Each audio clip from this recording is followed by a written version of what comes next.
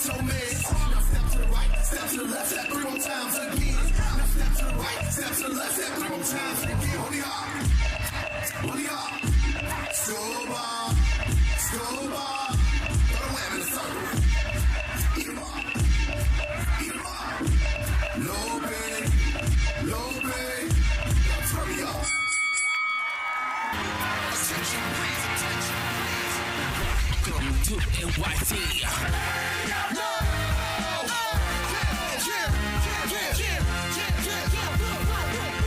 What's the rhyme now? MLB now. What you want now?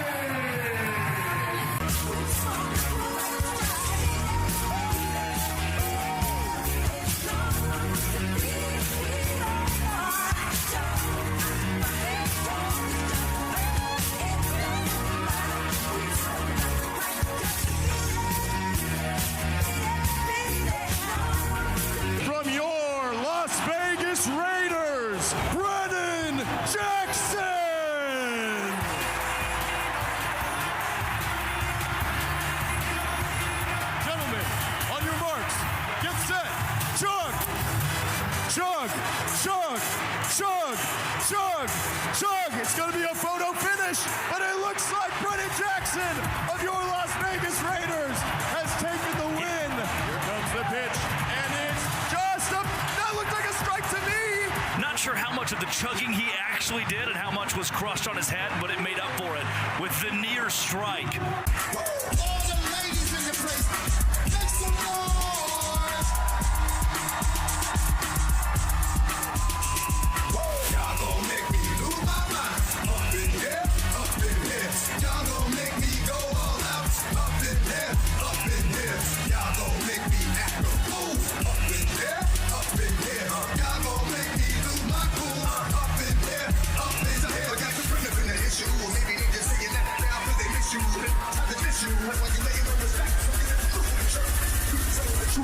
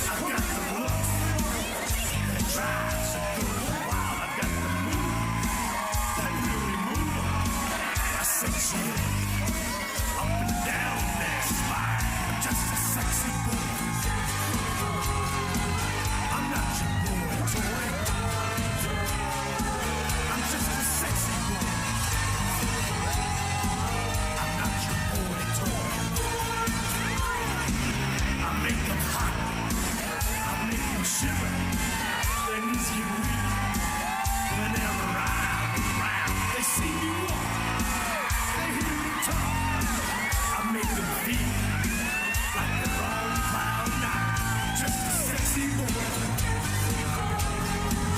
I'm not your boy toy. I'm just a sexy boy. I'm not your boy toy. Get your heart out, girls. Elegant weapon for a more civilized age.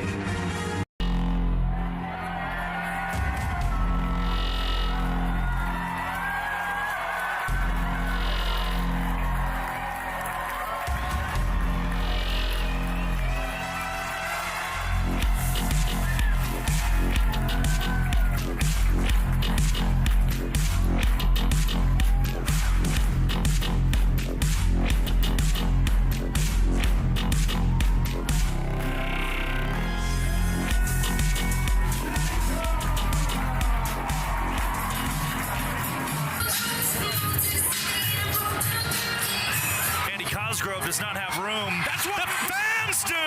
My goodness! And he's wearing a Loco Beach Coconuts jersey! That's why you bring the glove! He retires one of his own! Why did you immediately follow that up by taking Tylenol? Malden gets the wave from Shane Victorino. Malden to the plate! The plate! Oh, he's out. Wow! My goodness! Big bow to Andy Cosgrove. Rookie to sophomore. What a connection! Wow! Magical.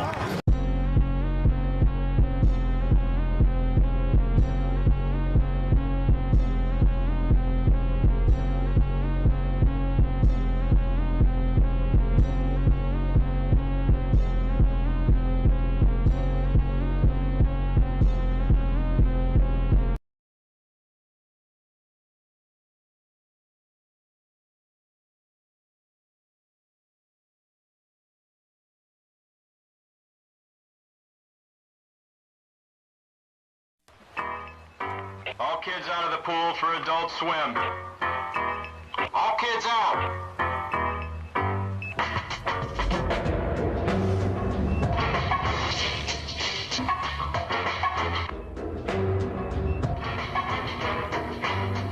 Two, three, four, five, six. This way.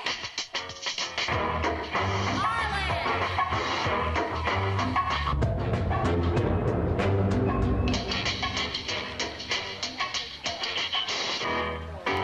Adult Swim. All kids out of the pool.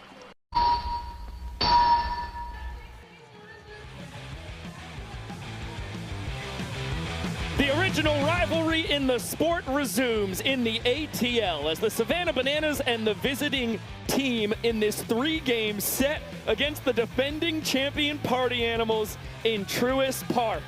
The first place Bananas look to end a three-game losing streak that started with a defeat at the hands of the Animals 2 weekends ago in Yankee Stadium, while the fifth place Party Animals arrive on the heels of a series loss to the Loco Beach Coconuts in Las Vegas and look to right the ship against their most storied foe. And what a gorgeous venue for this historic battle. Truist Park, home of the Atlanta Braves, is absolutely bumping here about a half an hour ahead of first pitch as we have over 41,000 fans on hand to celebrate a very special Big Tiger Friday with us here in virtual Banana Land with Josh Talevsky, the statistical support of Bananaball, and Mr. Drake Toll, the voice of the Party Animals. I am Biko Scala. So great to have Bananaball back on True TV for a third straight season, and with the marquee matchup here in the sport, the Bananas and Party Animals, both teams currently trending in the wrong direction. The Party Animals 6-10 on the year, fifth place, currently on the outside looking in when it comes to the playoffs. The defending champions are loaded with veterans, those being the Party Animals, but it's 6-10. The season has not started off as they expected. Both of these teams have very different bodies of work. The Bananas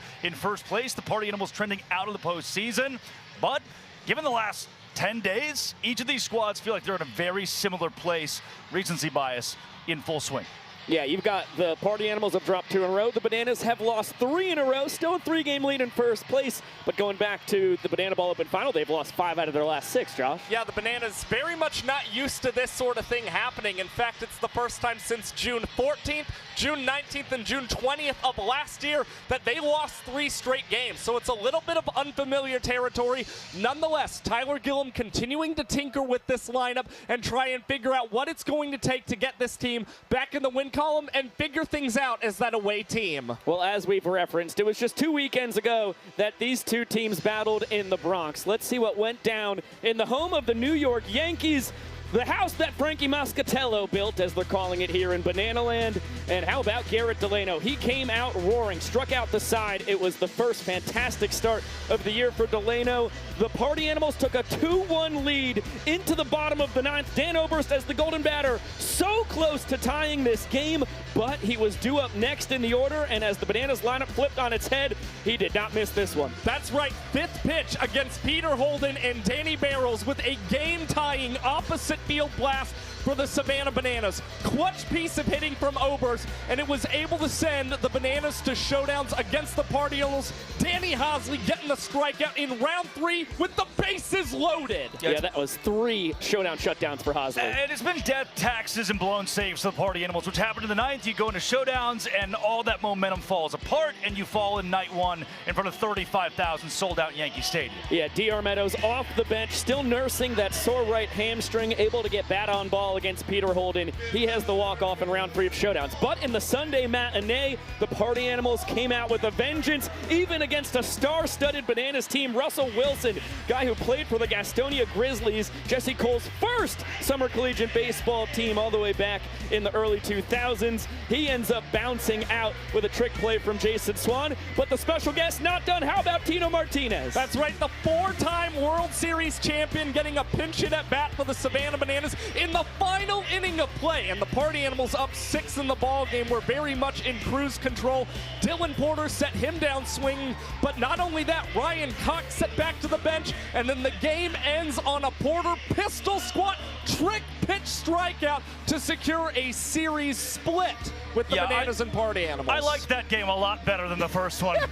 7-1 victory for the Animals as they dominated the finale in the Bronx. And a weekend ago for the Bananas, they found themselves playing in front of the Cows and 1,000 fans at Navasota High School, about a half an hour down the road from College Station. The first pop-up game in Bananaball history was only announced at 3:30 p.m. for a 7 p.m. first pitch, and the 9-year Nana, Bill Leroy, coming from the crowd.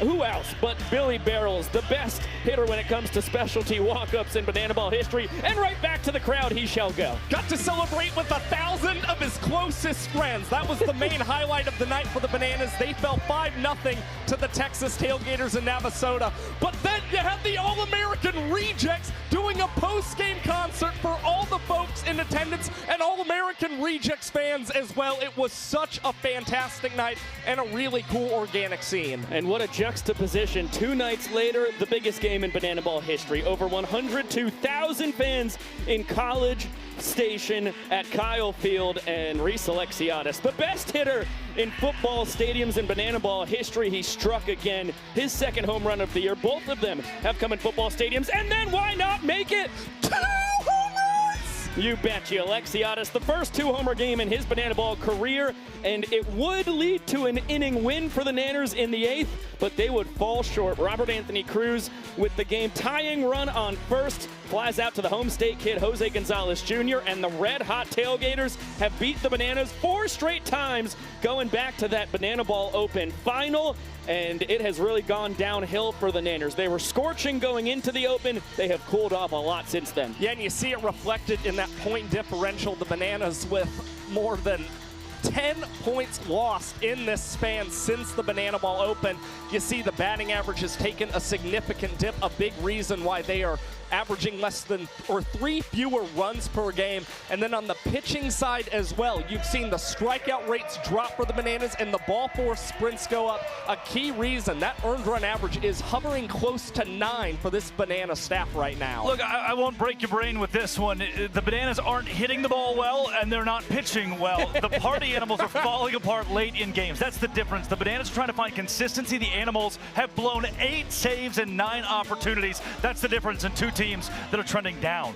And it's one thing for us to tell you. It's another thing to show you. When we come back, we'll have highlights from Las Vegas last week as the Party Animals took on the Loco Beach Coconuts.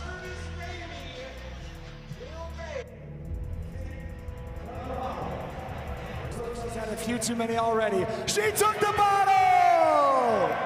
Yes, yes, yes.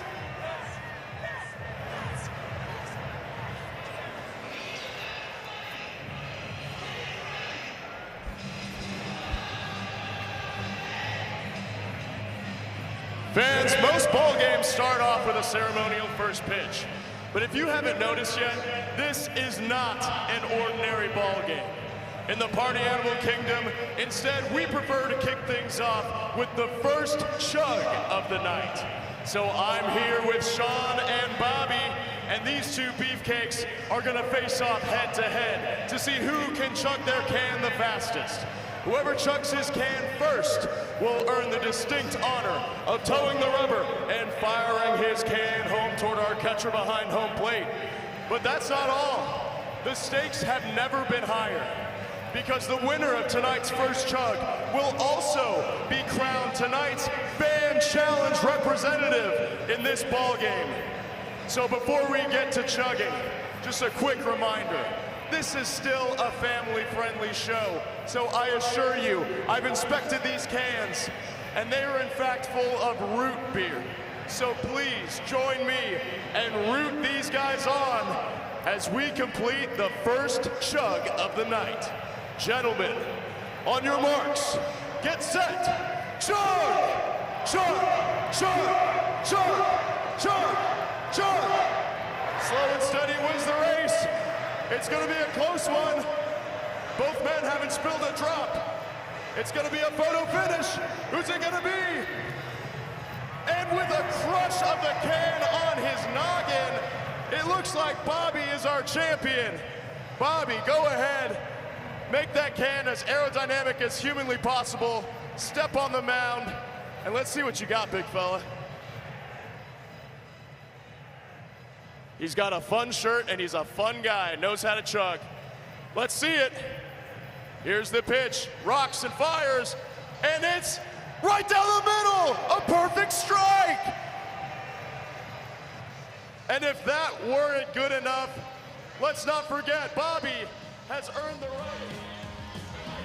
You are watching Bananaball on True TV, and for the first time ever, the Party Animals, the second team to be birthed in the sport of Bananaball, will host a major league stadium against the Savannah Bananas a week after they took over Las Vegas, Nevada. And game one was incredible. There is a city that just screams Party Animals. It has to be Vegas. And the Animals, coming off of that game 2 win in the Bronx, were just as hot night one against the Loco Beach Coconuts. Tanner Thomas would earn himself Player of the Week in the sport and not night up at one apiece early than Jake Skole, the reigning MVP. In the bottom of the 8th, he'd tie the game, send us to the 9th, where eventually we'd go to showdowns. In showdowns, John Howard Bobo, some savvy fielding as the only fielder. And in round 3, Loco Beach scratches across just 1 point.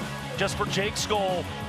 Bottom of round 4, walk it off into center field. The Animals win it by a final score of 7-6. Now, the problem with that is game 2 would happen. And if we can skip over the game 2 highlights, Pico, history was on the side of the Loco Beach Coconuts in our sport. Yeah, no doubt about it. And by the way, as Drake said, it was a 7-6 victory at night 1. And we skip night 2 because of Loco Beach. That's the one highlight. This is the one highlight that we can take from night 2. It was a blowout win for the Coconuts, who scored 20 runs on Friday in Vegas. Final score 6-0. The former Party Animal, Sal Jacobo, sitting down Bryson Bloomer to end it. And the rubber match, day 3, Saturday game, entertainment baked at the base of that dam. The 6-9 nice Party Animals hosting the Loco Beach Coconuts, needing a win to get back in that column. And Tanner Thomas, death, taxes, Tanner Thomas long balls in Las Vegas. He does it again the second time on the weekend to tie the game at a point apiece going into the third inning, again earning himself the Bananaball Championship League Player of the Week. But a strikeout looking bottom of the ninth would send us to showdowns for the second time last weekend, where Jason Swan popped up on the infield. CJ Williams, the pitcher, had no fielders. Didn't need any. He does it himself. And now Loco Beach wins it, takes the series 5-4, a heartbreak for the Party Animals. But the good news is, really good time, win or lose, to be a Party Animals fan. The growth of this brand, carrying the sport of Bananaball as the original auxiliary brand behind the Savannah Bananas. Now that's started to morph. You go into game 2 in New York, sold out stadium, and you win against the Bananas in blowout fashion. Then the aforementioned Las Vegas series. Not only do the Party Animals have a whole host of home crowd pink, they also performed with Cirque du Soleil on the Vegas Strip. Cirque du Soleil would return the favor and perform at Las Vegas Ballpark alongside the Party Animals last Saturday. Oh, and the Vegas Golden Knights, double overtime against the Utah Mammoth. Crank that, Sean Fluke. The Party Animals showcased by the Knights in the NHL playoffs. And it all leads to this. In early June, the Party Animals will sell out a Major League Baseball stadium in Milwaukee with no Bananas in sight. They'll do it themselves. For more on the Party Animals momentum, Rex Castillo. Hey, here with Coach Vava. Now, of course, the Party Animals brand has grown so much, from selling out Yankee Stadium, being involved in all of the stuff that comes with Las Vegas, and at the same time, now we're here in Atlanta, 3 straight days. Coach Vava, what is it like to see this brand grow so much? Oh, man, it's a beautiful thing to see, especially I've been a Party Animals for 6 years now, and when I first started, could not in my wildest dreams imagine us headlining a MLB stadium in Atlanta, and it's just a testament to what these guys have been doing for the brand, and everyone's working so hard, and Party Animals on the way up. Hey, look, and now we're across the way. It's the old school rivalry, Party Animals versus Bananas. What's it like to rekindle this rivalry yet again? Oh, man, it's great. It's great for the guys, too.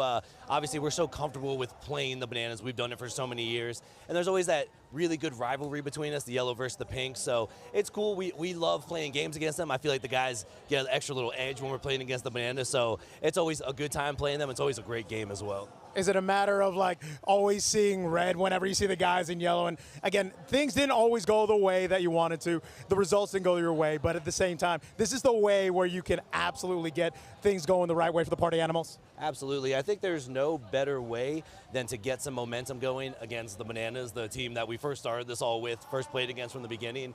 And you know, it's all a question about playing the game right, doing everything right in the field, and making sure the guys have fun out there, and that's what we got to do. And one of the things that Coach Vava likes to do is write his lineup cards on pretty much anything. So, Coach, what are you doing here on my arm? You know what, Rex?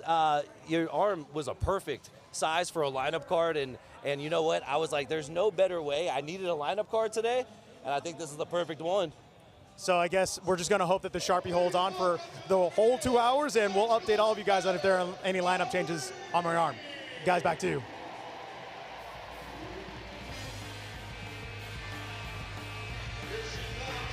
One of the great running bits in all of Bananaball. Where will Vava write his lineup? When we come back, we're talking about fan-caught foul balls. Don't go anywhere.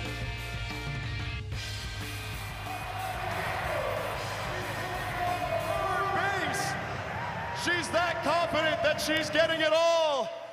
Doesn't matter what order. She wants a home run here. That's right. The ball is still loose. She's gonna be safe at second. She lifts up her helmet. The throw into second is not in time. It gets away from the glove magician, Ryan Cox. The ball's still loose as she rounds first base. She's coming back home. She does the limbo. Kyle Jackson steps out of her way as she scores. Home run for Aubrey.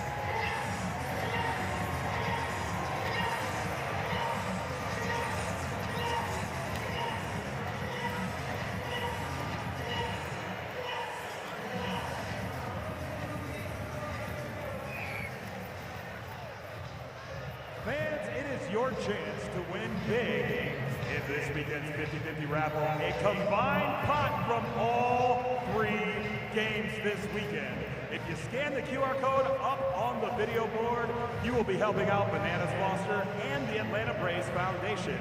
We will be announcing the winner after Sunday's game, so it's a combined pot. Enter now.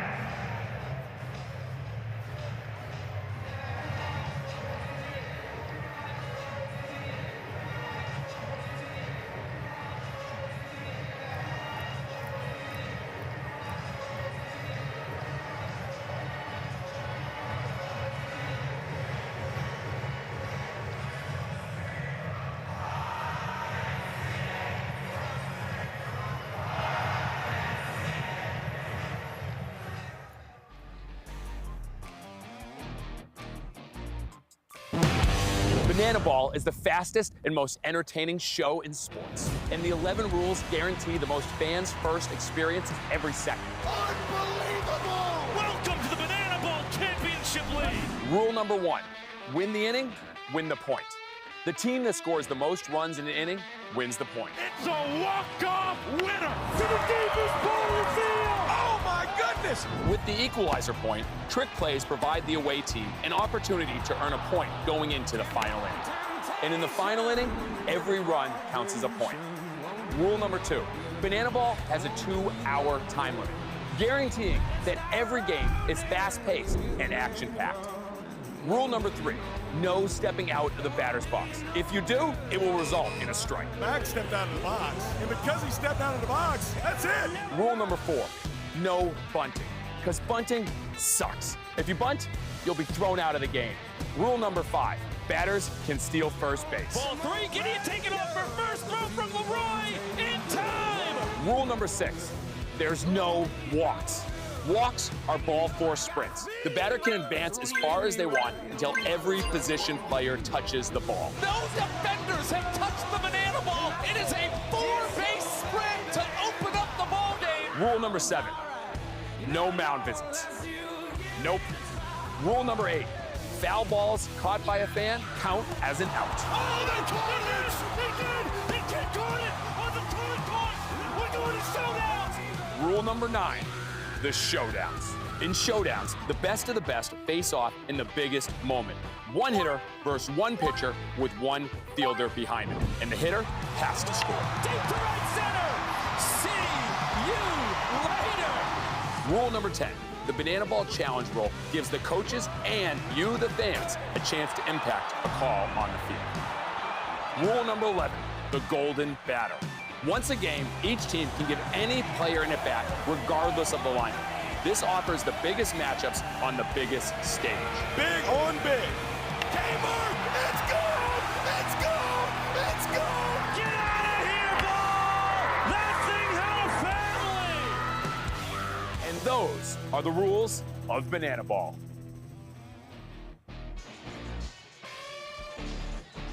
Thank you, Jesse. And now we got to look at the most fans first rule in Bananaball. Of course, fan caught foul balls, which if a fan catches a foul ball cleanly, it counts for an out in tonight's ball game. Any ball bobbled, caught on a ricochet, a tip, does not count as a fan caught foul ball. And last year here in Truist Park, we saw 4 foul outs to fans across 2 games, benefiting both the Bananas and the Party Animals equally. And this year we have seen 28 total fan caught foul balls, 11 of which have come here in Major League Baseball stadiums. And you see the Bananas actually hit the hardest by fan caught foul balls this season. Although somehow, on the heels of the biggest game in Bananaball history in Kyle Field, over 100,000 fans, there was not one foul ball caught by the fans last Saturday night in the Bananas at Tailgaters game. So the folks here in Banana Land, they're looking for a bounce-back performance tonight. Yeah, that is certainly true, and we hope to see it. When we come back, we've got more on the Party Animals and their starting lineup here on True TV.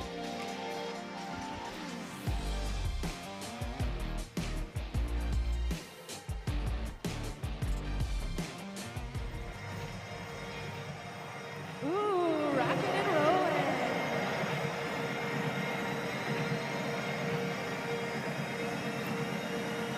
Disco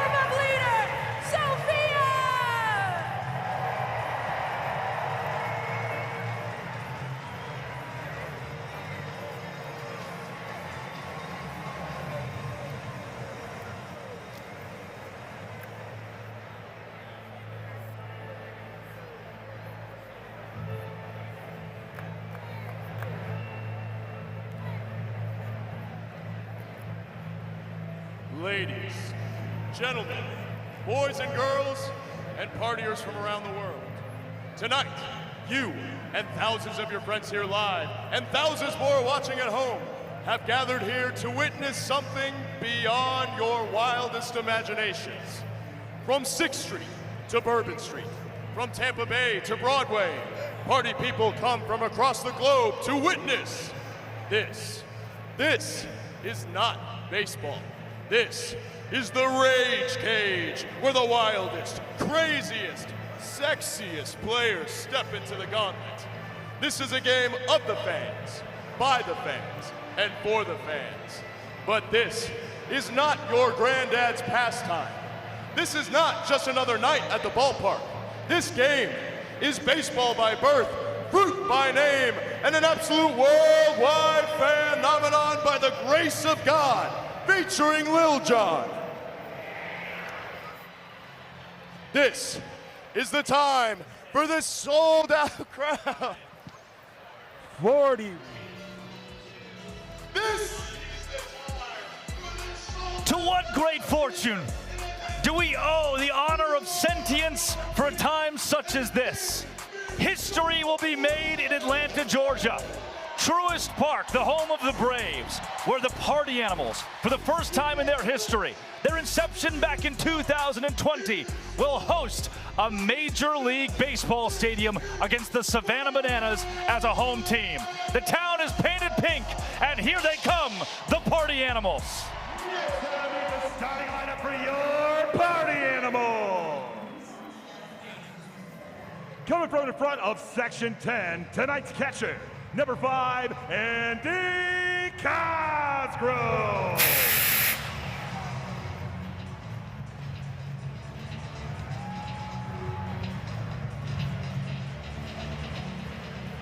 Coming from under the Coca-Cola sign above Section 346, the center fielder, number 6, Reese Hampton.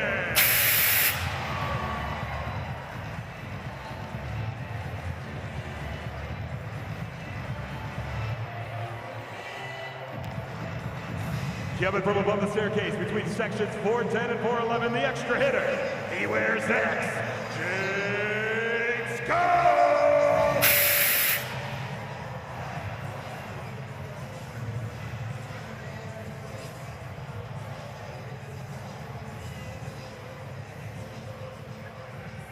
Coming from under the chop house side at section 158, the right fielder, number 3, TJ Reed.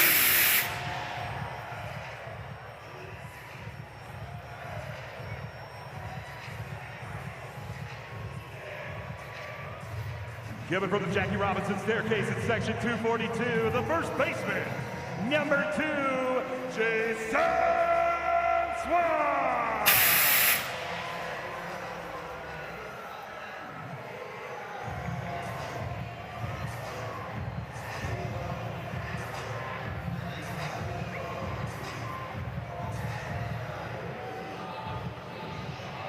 Coming from up behind home plate, the shortstop, number 11, Jason Cole.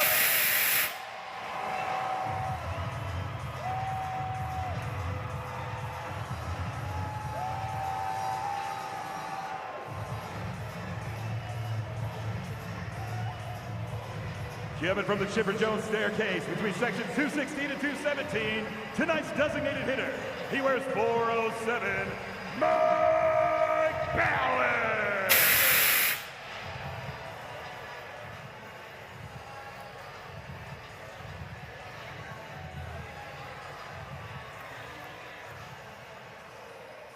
He's coming from the concourse just before the 100 section, the left fielder, number 4, Tanner Tinder Thomas.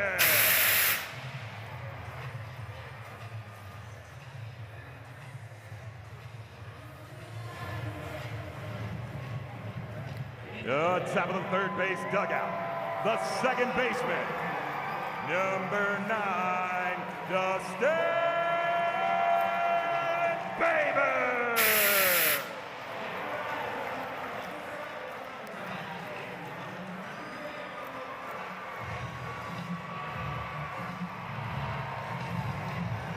On top of the first base dugout, the third baseman, number 8, Bryson Boomer.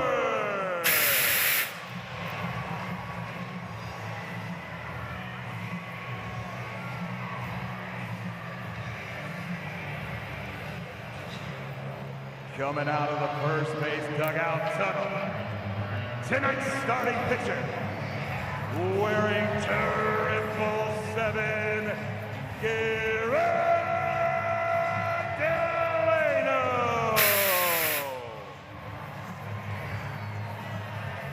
The head coach for the Party Animals is Mike Vava Bases. He is assisted by Thomas Sim Shady Thibodeau and the birthday boy, Anthony How You Doing Caramano.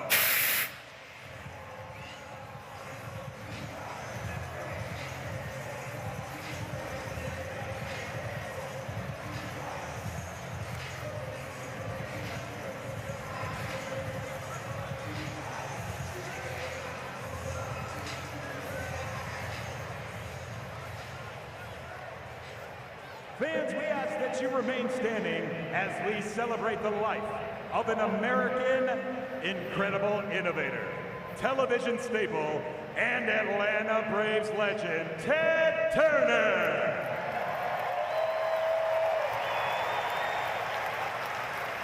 The Party Animals and Savannah Bananas stand together in honoring Turner's legacy, understanding that without his contributions, especially to the game of baseball, we would not be in this park today.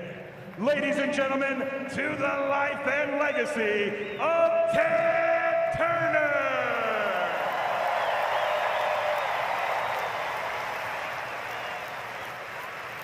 Now at this time, we ask that you remain standing if able. Remove your caps and join us in honoring America with the singing of tonight's national anthem. Please welcome to the field, Stephanie Cherry. Oh, say, can you see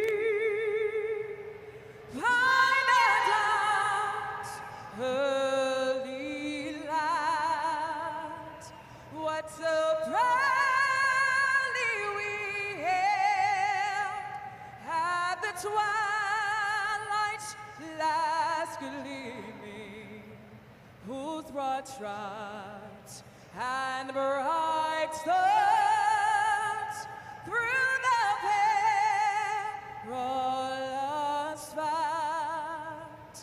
Oh, the ramparts we watched were so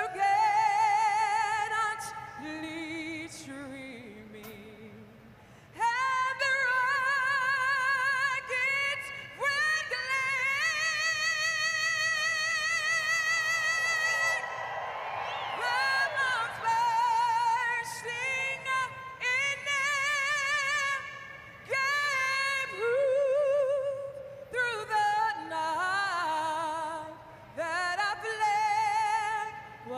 still there. Oh, say, does that star-spangled banner yet wave o'er the land of the free?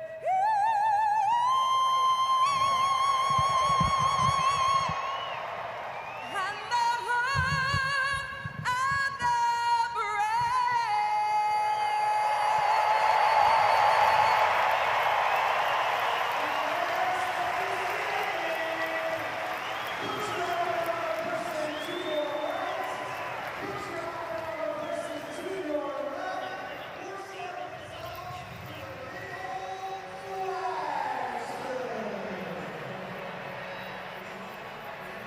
It's the biggest swag surf in bananaball history. Over 41,000 fans alongside the Bananas and Party Animals in Truist Park. The first ever Party Animals headlining series in a big league park. And this is our first of 3 games this weekend here in the home of the Atlanta Braves. The 11-4 Bananas against the 6-10 Party Animals.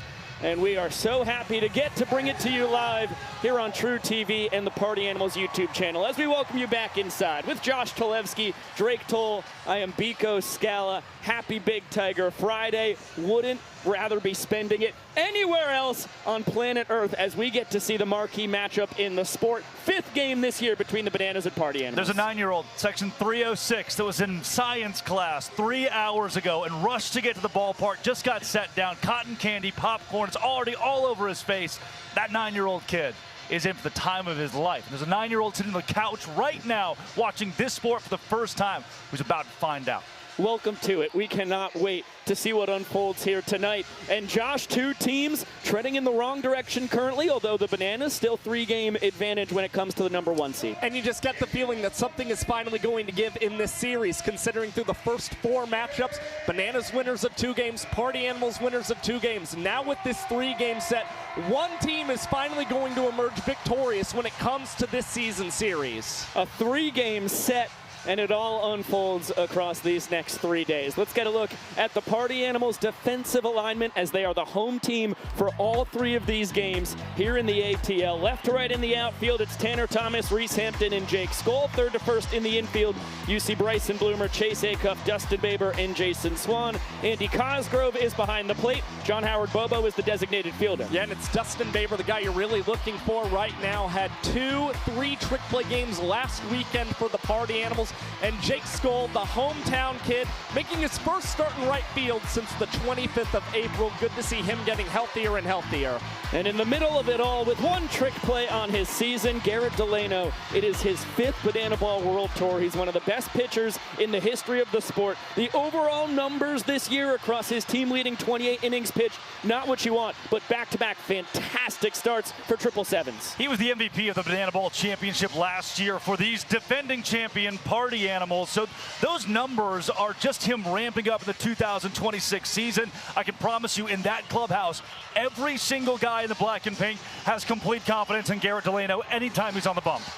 And the lineup that opposes him over for the Savannah Bananas, they are presented by Tropical Smoothie Cafe. It is a scuffling lineup currently, but at the top, Dan Oberst, as consistent as anybody in the sport. Then Reese Alexiadis, DR Meadows cleaning it up for a 2nd straight game. Robert Anthony Cruz. Then it's Kyle Jackson, Ryan Cox, Bill Leroy, and the bottom 3, Danny Hosley, Jackson Olsen, Max Young Goldberg. And Alexiadis was the only man to go yard here in Truist Park a season ago. He's also coming off of his first 2-homer game last Saturday in Kyle Field. So starting to swing the bat a lot better, a big reason he's in that 2-hole tonight.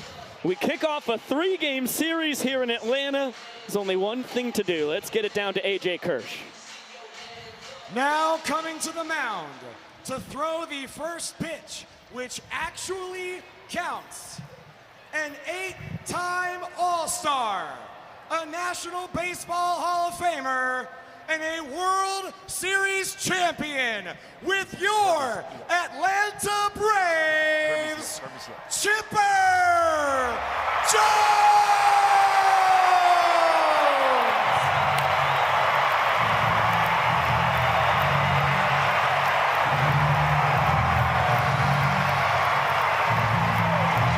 And in black and pink, no less. At this moment in time, the most monumental guest to ever grace that jersey, donning the Party Animals, a legend in Atlanta, and he fires home. It's in there for a strike. Chipper Jones, the first strike that counts in this ball game, and it benefits the black and pink. Calm, cool, collected. Spent the entirety of his 19-year career in the bigs with the Braves and one of the best players in franchise history.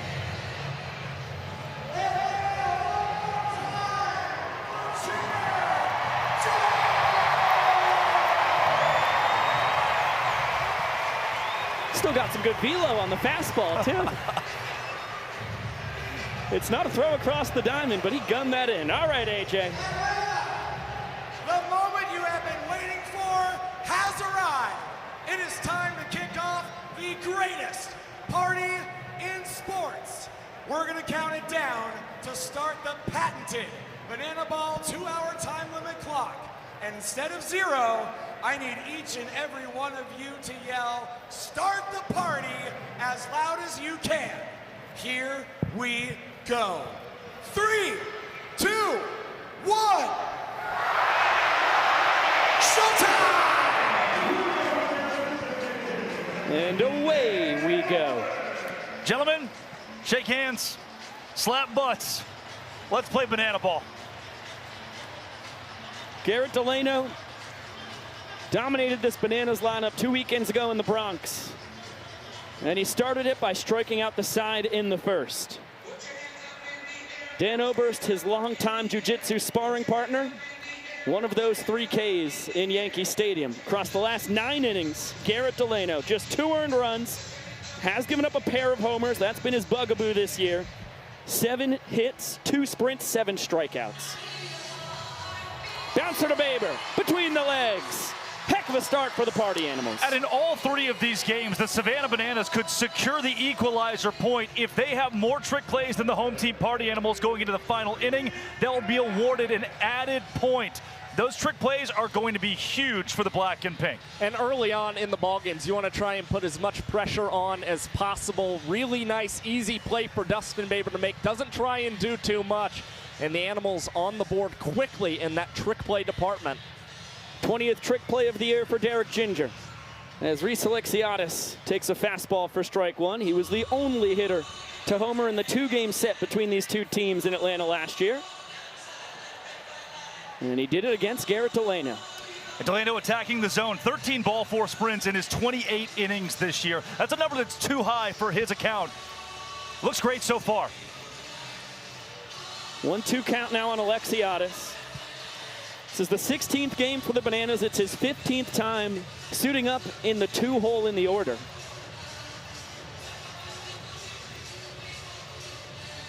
As the count evens at 2-2. Last Saturday night, he got dropped down to the 7-hole, had the first 2-homer game in his banana ball career. So back to the 2 spot for Super Reese. And on the 2-2, he is down swinging. Nasty changeup. Show me the crab, Selly. Garrett Delano is in his bag early against the arch rival Savannah Bananas. Another look. And that thing was dancing. Yep. And that's where you can see Alexiadis. He knows he's got a great matchup against Garrett Delano. Just tries to do a little too much there, trying to blast this one out of Truist Park early. Instead, the first punch out of the night for Delano. And now DR Meadows with a .413 batting average at the dish. That puts him at 5th in the Banana Ball Championship League right now. And it's pacing the Savannah Bananas. Cranks this one, foul. Yeah, you notice DR in the EH spot tonight, still dealing with a lower body injury, so won't be in the outfield. He may be the best outfielder in this sport, by the way, but that bat is so pivotal, you have to have him in the lineup. And he smokes this one out to left center. Reese Hampton behind the back. Wild trick play from Reese Lightning. There's a whole lot of yellow in this complex for a Party Animals home game. These guys in the last 6 minutes have swayed this crowd to prove the Party Animals are here to put on a show against the flagship team in this sport. I'm not sure you could ask for much more from the Party Animals in their first inning. You get 2 trick plays from 2 of the more prolific guys defensively, and Delano picking up a K in 2 minutes and 49 seconds. And a strike from Chipper Jones. Can't forget that. Take a look at the Bananas defensive alignment, left to right in the outfield. It's Rack Alexiadis and Hosley third to first in the infield. KJ Cox, Olsen, Young Goldberg, Leroy is behind the plate, and Ziggy the designated fielder. Well, now it's time for the Bananas to try and match the Party Animals defensively. Jackson Olsen's been on a good streak, trick plays in each of his last 4 contests for the Bananas. And with DR Meadows not in the outfield, Reese Alexiadis makes another start in center field for the Nanners. You see 10 trick plays for Super Reese. Only 1 of them has come in center field this season.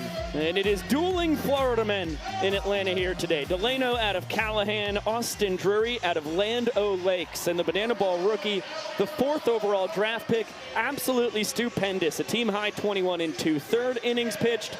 The numbers took a hit his first tough outing this past Saturday night, but it was a really rough mound in Kyle Field that definitely was part of the factor. Issued 4 ball 4 sprints and only had 3 through his first 20 innings pitched this season. The main problem for Austin Drury was who's matching up against Chris Clark at 6'7". His lead foot was not planting where Clark's was and making it very difficult for him to find his typical pinpoint location during the night.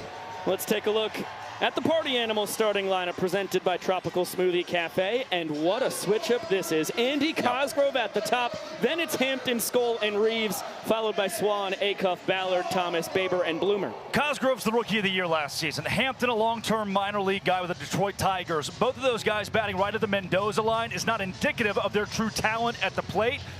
And they both got enough power that one big bomb right here gives the Party Animals a 1-0 lead early to walk the inning off. Right back up the middle, the Party Animals will be content with a leadoff single from their new leadoff hitter. Cosgrove, the inning-winning run, is aboard. And this is only the second time he's ever batted leadoff for the Party Animals. They gave him the start in the leadoff spot on May the 10th last year in Nashville when they were without Hampton, Skole, and Bloomer. And he proceeded to go 2 for 4 in that game with the double to help lead them to a victory. And speaking of Reese Lightning, here in his 5th Banana Ball World Tour, the all-time leader in hits for the sport, this is the first time that he hasn't hit in the leadoff spot since August 17th, 2024. Batted cleanup for the Animals. Wild. Well, he's got a man aboard, but behind a ball and 2 strikes. Mark Smith has already taken over for Cosgrove at first. Party Animals designated runner. Can be inserted once every time through the order. Chance for the fans. No dice in the second deck.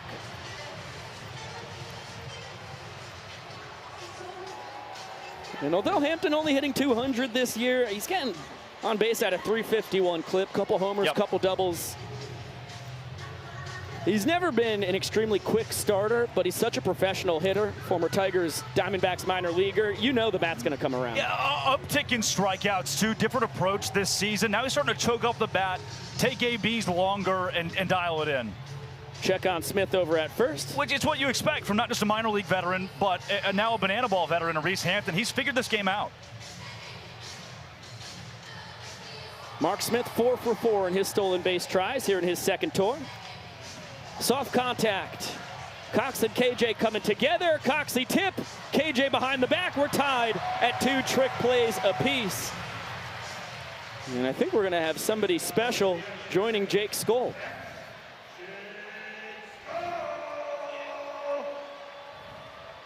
Fans, direct your attention to the video board for a message from an old friend. 5, 4, 3, 2, 1. Hey Jake, it's Coach Smart, your old ball coach from UGA. Just wanted to send you a little message and tell you how proud we are of you and your family, how well you represented the University of Georgia and all you've done. Who would have thought it, man? A Roswell BT kid playing in Truist Park, home of the Atlanta Braves. So proud of you, man, just all you've accomplished.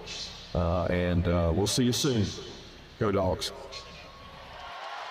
Now joining Jake at the plate, a 2-time national champion, a 4-time SEC champion, and a 3-time SEC Coach of the Year, the head coach for your Georgia Bulldogs, Kirby Smart!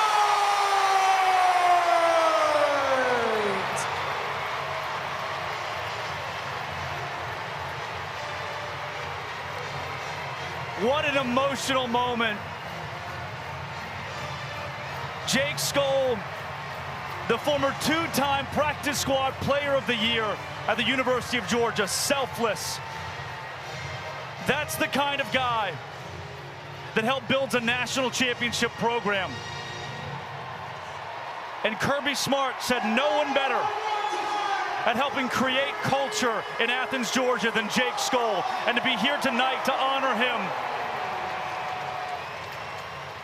just an incredible display of kindness from two heroes in their own respect. When you think about it from Kirby Smart's perspective, it's not every day you get a guy with 7 years of minor league baseball experience you can bring in to help out your defensive backs on the practice squad. I mean, just talk about a professional through and through. What a luxury to have in your locker room.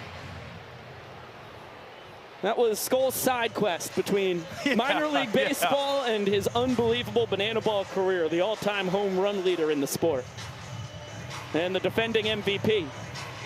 And a really fun battle against Austin Drury. Combined 12 years of minor league experience between pitcher and hitter. Yeah, now how do you hit after that? Bouncer to Cox, between the leg transfer, KJ not in time. Good to see Skole running well, still nursing that sore right hamstring. And he makes sure it's just a fielder's choice. Yep, 85% on that hamstring. To see him leg that out on the fielder's choice and at least reach base safely himself, that's a great sign for his health. And he's grabbed 90 feet for the 4-hole TJ Reeves. Still does make things a little difficult in this inning for the Party Animals, having already used their designated runner, Mark Smith. But nonetheless, a wild pitch from AD will send Skole easily up to second base. Yeah, that simplifies matters, just like that. The inning-winning run into scoring position, TJ Reeves, the banana ball rookie, leading the Party Animals, hitting .382. Guy who started his college baseball career at Alabama, finished up at Jacksonville State. Just missed Kyle Lewis by 1 year. Flips this one out to right center. That's trouble. Hosley's got a great arm. Skole chugging home. Walk-off single. TJ Reeves, the first walk-off in his banana ball career as the Party Animals strike first. Jake Skole, everything he had for that 180 feet, and greeted by his old ball coach, Kirby Smart, in the dugout to congratulate him. The Party Animals have a 1-0 lead over the Savannah Bananas here at Truist Park.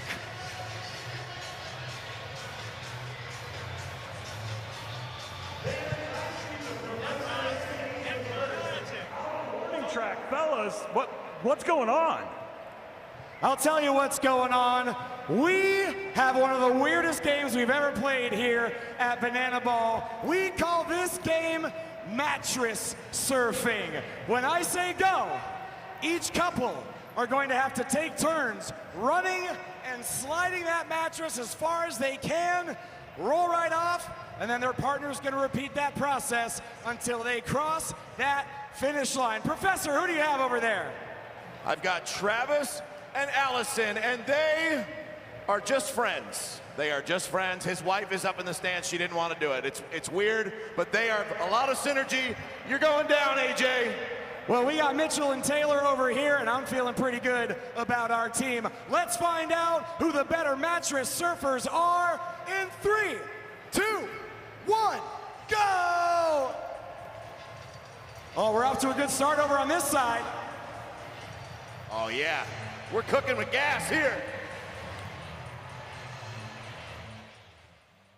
Great slides from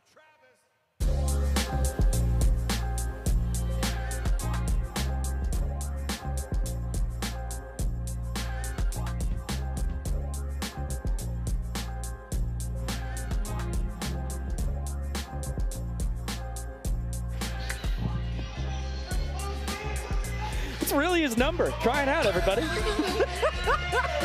Give it a shot. I've got both comments and complaints. I thought Vincent had a fantastic first inning of action here. To kick things off, this 3-game set, headlining series for the Party Animals as we get the tail end of a brand new promotion. And jokes aside, there are few human beings who are more banana ball than Vincent Chapman. He is great for the sport. 100%. As is Robert Anthony Cruz. Man, come on, good segue. The story just writes itself. Yeah. You'd think he was built in a lab for banana ball. I got chills, that was good. Former Nationals minor leaguer. Massive social media following thanks to his fantastic coaching and baseball content. As he sends this to Hampton, tip drill, you betcha. We're tied at 3 trick plays each as the Party Animals lead this game 1-0. And a smart play by Reese Hampton on a lazy fly ball, just keeping that in front of him. A nice, easy tip up to himself to even this trick play score. Now both teams with 3 trick plays tonight. Another guy you think was built in a lab for this sport, Kyle Jackson. This is his second full tour. Debuted on Bananaball's developmental team, the Visitors, in 2024. And the numbers, video game-esque once again.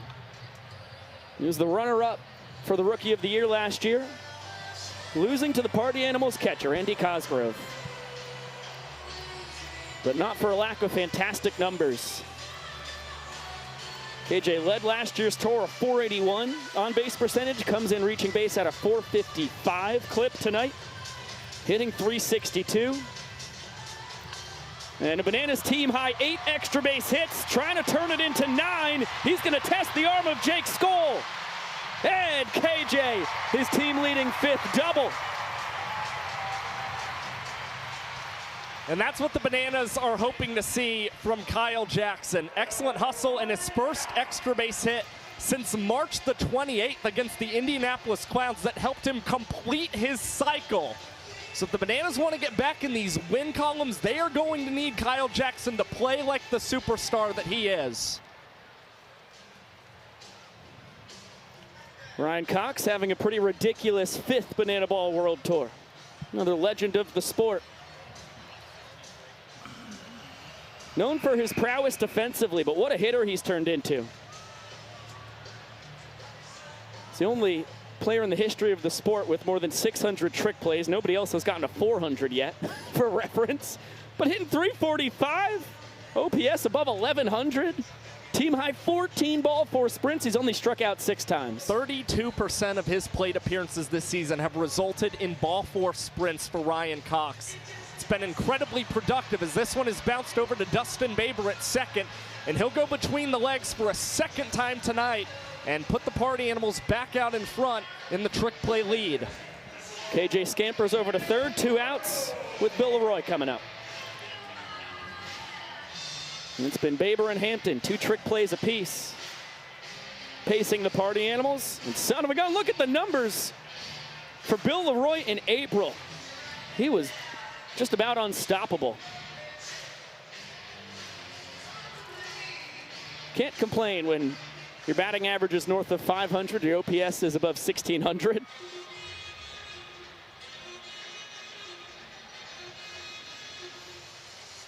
Great stop. Andy Cosgrove just saved a run.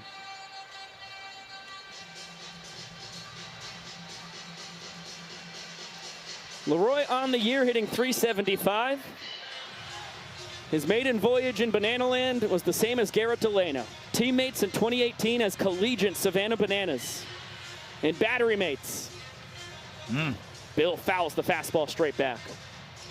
Yeah, and this is what's pretty massive for Garrett Delano right now. A big reason we've seen a turnaround across his last 2 starts. Ball 4 sprints have dropped down. He's gotten ahead in count so much better, like you see here against Leroy.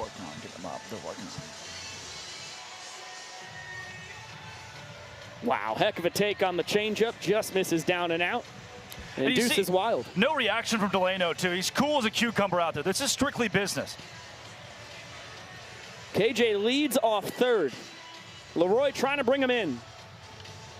Chance for the fans to get the Party Animals out of the inning. They do not make the catch in the third deck. But great to see the souvenir fall into friendly hands.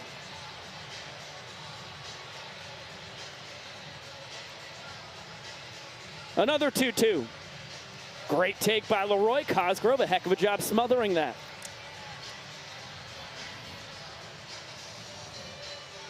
This is where pitching is so hard in Bananaball. No such thing as an open base. Ball 4 will bring in Kyle Jackson from third.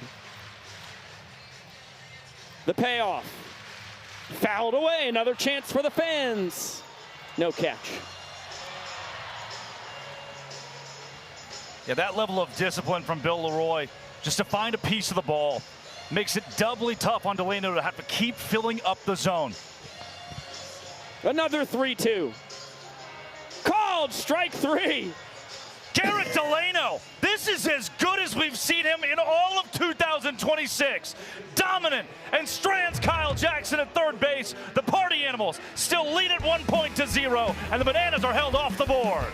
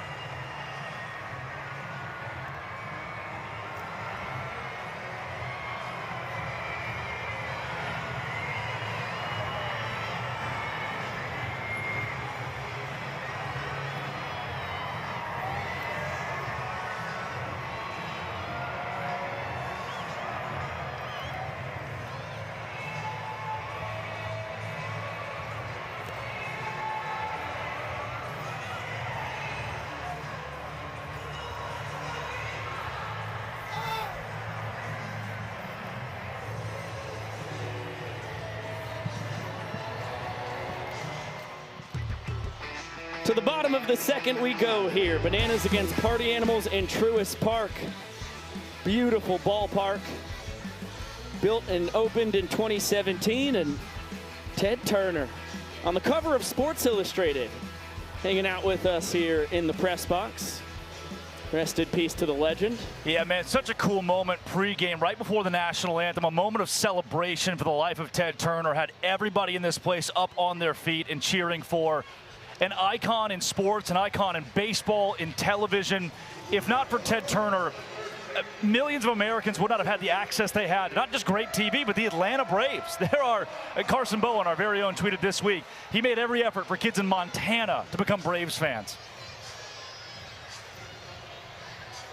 Yeah, Sebo kind of went baseball viral with that one. He did, he did. Love to see it for our leader in the ticket world. Yep. Bouncer from Jason Swan. Nice play. Ryan Cox between the legs for the trick play to take care of Swanee. We mention here a lot, there are no blackout dates in Bananaball. You can watch every game for free. And that was Ted Turner's MO. To be able to honor him in this ballpark for a guy who believed in a lot of what our principles are at Fans First Entertainment with both of these teams. An honor on our behalf. Yeah, Ted Turner owned the Braves for 3 decades. My favorite Ted Turner fun fact, at one point owned the largest privately owned herd of bison in the country as Acuff shoots this through the 6-hole and has himself a 1-out single. As a diehard bison fan myself in the animal kingdom, game recognizes game. Yep. I have yet to own one, but I yearn for it. Such a creature. They say if you look in the eyes, you can see thousands of years back in time. That's not true. They say that. I've tried multiple times. See, I haven't made the attempt, so I'm still a believer. I'm also a believer in Mike Ballard, and the numbers don't lie either. He's having a crazy rookie season so far, pacing the Party Animals with his 17 RBIs, hitting .362. And it turns out the seashells aren't really the sound of the ocean. Yeah, I've been out on that actually since I was a kid. But the Tooth Fairy, real. Yeah, no doubt about it. Low strike to run the count full.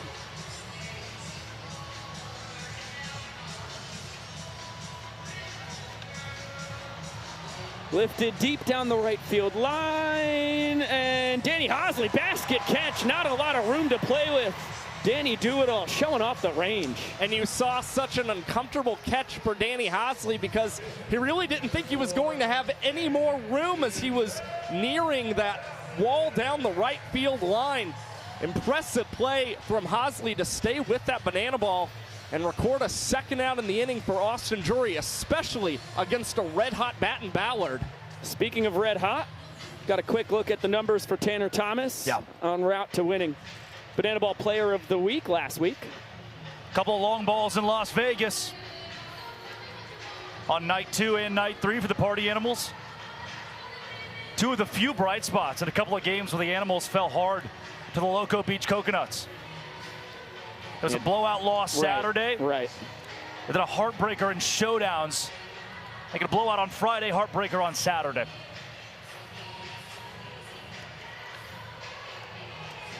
Good spoil there on the 2-strike offering from Tanner Thomas. Pacing the Party Animals with his 3 homers on the year. Hitting .350, reaching base at a .458 clip. And also rocking a 7-game hit streak right now for the boys in black and pink. Bouncer fielded between the legs, 360 behind the back transfer, but Alex Ziegler can't scoop it between the legs. He thought he did. It was going to be an absolutely wild double trick play. Instead, the inning is prolonged. Zig just trying to get a little aggressive over there at first base, and it would have already been 4 trick plays on the night for Ryan Cox. Instead, a trick play miss that extends this inning for the Party Animals. And the Bananas, they did not score in the top half of the frame. So a ball 4 sprint, a base knock, potentially scores Chase Acuff and puts the Party Animals up 2-0 already. The fate of the frame in the hands of Dustin Baber, behind 0-1 in the count. Here in his 4th World Tour, 5th year in Bananaball. Babas, right side, Ziegler, a chance for redemption. Oh, he cannot make what would have been a stupendous over-the-shoulder catch. Yeah, incredibly tough play for Ziggy. For Baber to stay alive, man, this is a guy who 6 ball 4 sprints to his 5 strikeouts. He's making a lot of contact through 37 plate appearances. Just hasn't found the holes yet. A lot of bad luck on the balls in play. Absolutely. The pride of Babson Park, Florida. Doesn't bite on the elevated fastball.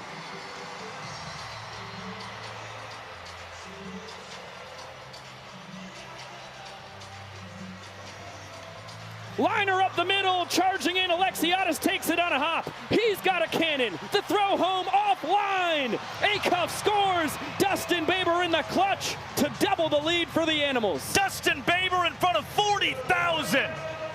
You're hitting 167, need a pick-me-up? Baber's got it.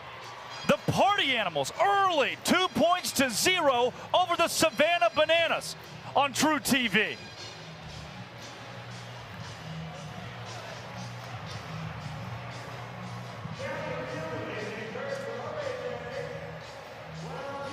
Mattress surfing was unhinged. Wait till you get a load of this.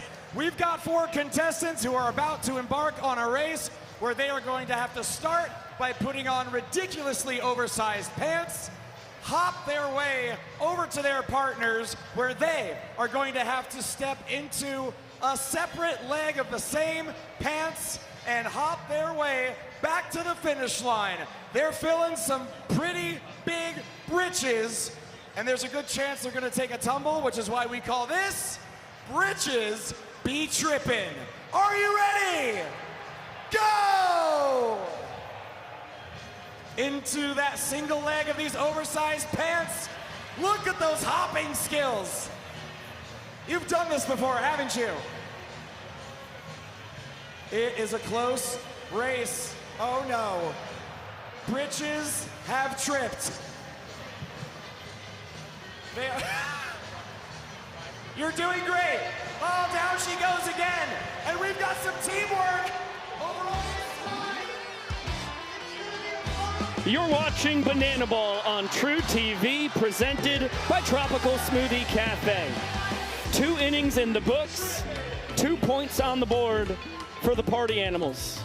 Walk-offs from Reeves and Baber, and we set our focus on the starting left fielder. The legend himself, wanted both here in the U.S. and down under. Tanner Tinder Thomas, thanks for joining us on the broadcast, man. two of my favorite people up there. How we doing, y'all? This is a beautiful day here in Atlanta. What's up, y'all? Hey, what's wrong with Josh? Oh, Josh, I'm so sorry. No, my he was favorite talking people. about you. No. It's everybody up there. My favorite people. I shouldn't have put a number on it. I'm so sorry. I was wondering who was the odd man out. I'm sorry. What a great way to start it. Danny Hosley leads off this top of the third inning. Tanner, last weekend in Vegas, although you guys dropped 2 of the 3 games, you were on fire as Hosley lofts this out to straightaway center. Hampton catches it the old-fashioned way to get us going. But 4 for 7, 2 homers, 3 sprints, 5 runs driven in. A couple trick plays, a walk-off. I mean, what was going well for you in Vegas? You know what, man? I got lucky, dude. It was a heck of a week in New York, and then it turned into a heck of a week in Vegas. And my dad always says preparation meets an opportunity, and that is what you call lucky right there. So I worked hard. I had surgery in November, and I've just been grinding so much. And I felt like finally felt like I was back and strong and back to who I was. So I say I got lucky. What have been the big adjustments for you? What do you feel has really started to click?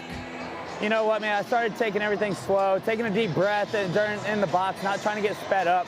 When I was doing my recovery, I felt like I had to catch up and get back to who I was.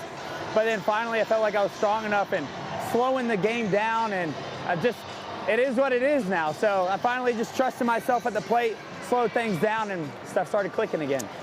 Tanner, Garrett Delano is working efficiently right now. The whole team seems to be on another level. Take me through the Party Animals' first headline game at a Major League Baseball stadium. I'll tell y'all what, this is a series that the Party Animals have been waiting for so many years now. We've always been the away team and felt like we weren't in the spotlight, and we've just been grinding every single year, just trying to prove that, hey, we can play some ball too and put on one of the best shows in the entire world. And this weekend, it finally is coming true, and I'll tell you what, the Party Animals, we are so fired up to play this weekend. And in a place like Atlanta and Truist Park, it couldn't have been a better place for the Party Animals to get their first ever headliner in an MLB stadium against the Savannah Bananas. 2-1 count on Max Young Goldberg. Yeah, I mean, you guys have earned this in spades and are proving that the Party Animals show is as good as any in the sport. It's been a wild ride so far here tonight as MJG is ahead 3-1. Tanner, what's changed since that first headline game against the Aussie Drop Bears in 2023? It's so much time and passion, and I'm not gonna lie. Hold on. Yep. Pause for sprint defense. Good hustle, Tanner. Thank you. I'm not gonna lie, boys. It makes me teary-eyed thinking about it because I put so much time into this dang team, and I love these boys with all my heart. It's just really cool. It really is. I mean, you guys have come a really long way, but those 3 innings against the Aussie Drop Bears were 3 of the most entertaining innings in bananaball history. I still need to thank you. I believe you loaned me the Hot AF headband, and I still own it. You're so right, the Tinder headband. You're so right. Yeah, Josh took some of the best selfies in his entire life in that thing. That was fun. I was eating. You were eating, Josh. You were definitely eating right there. Tanner, that kind of emotion, how do you play through that? How do you play with that? It's just, you gotta not suppress it, but it's more excitement than it is anything else. So it's really just gotta breathe through it and everything. But I don't know, it's fun to be out here with my best friends, and there's still plenty of guys on the Bananas that I've known for a very long time. And I've been doing it with them this whole year, just learning from them on how to be a true showman and be a home team and just understanding all that stuff.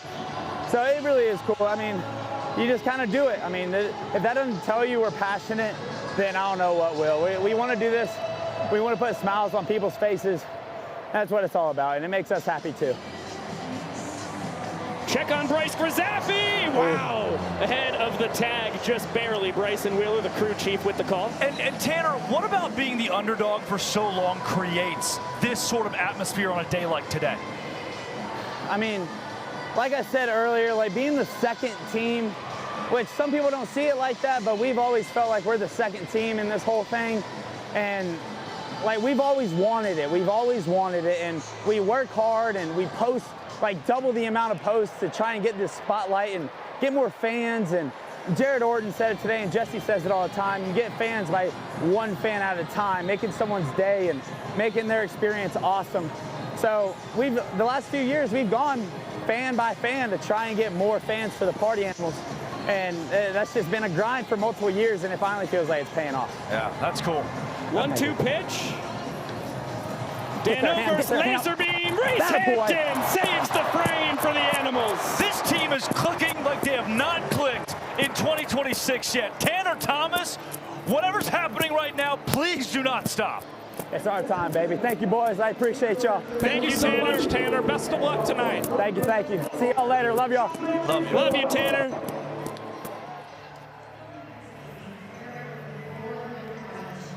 Teens in foster care without a permanent home. Look around. That's enough to fill Truist Park 10 times. To raise awareness and support this community, we created Bananas Foster, the official nonprofit of Bananaball. Our organization is dedicated to celebrating the foster care community while educating and inspiring others to get involved. Tonight, we are celebrating the Kreider family. Dustin and Lisa are no strangers to adoption and have adopted 3 kiddos into their family.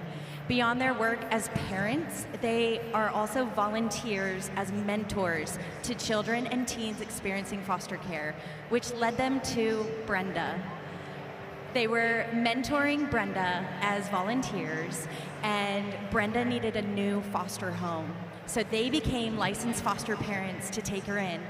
After 5 years in foster care, Brenda is officially becoming a member of the Kreider family this summer. Fans, please welcome to the field the Kreider family and Brenda for making a difference right here in your community.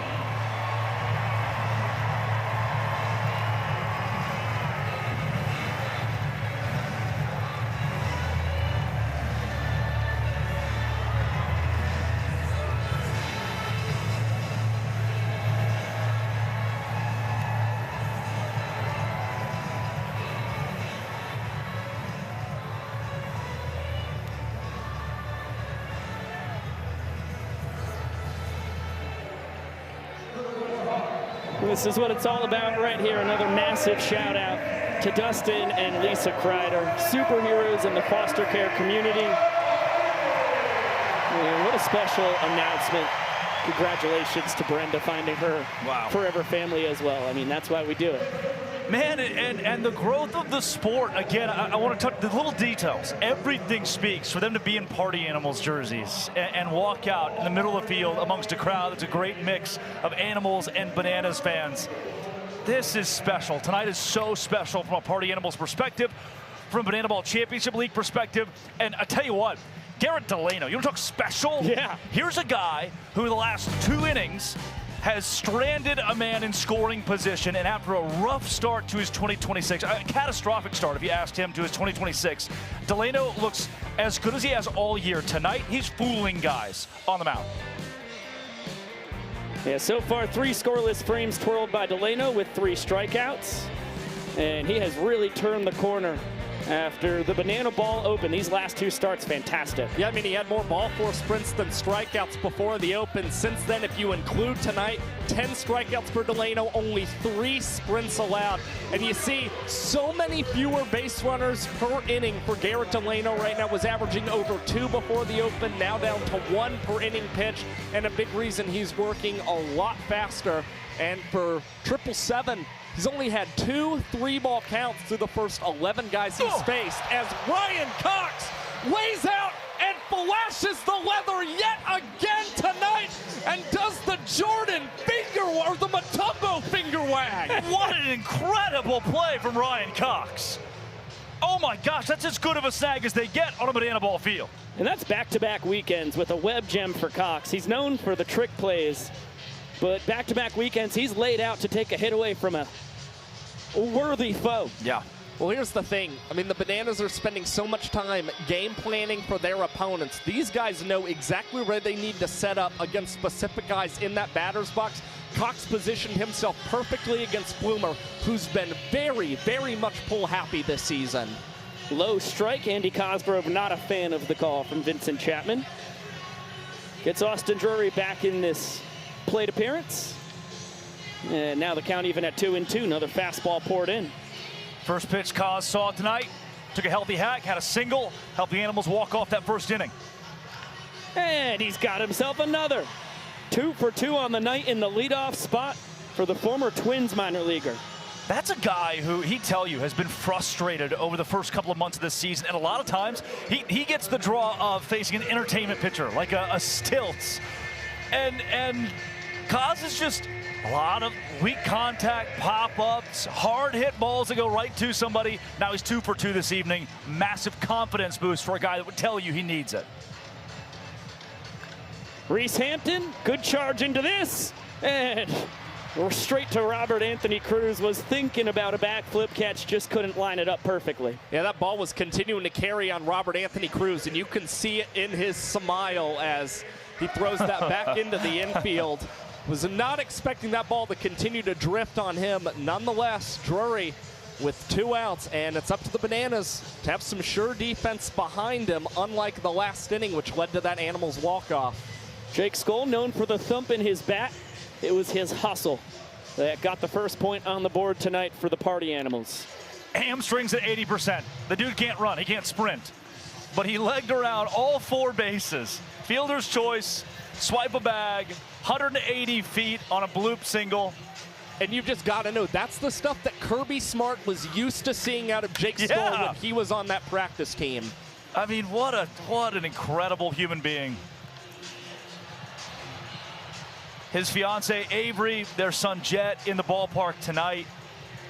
And Skole has become the heart of what bananaball is. First-round draft pick, the Texas Rangers, plays college football, practice squad guy.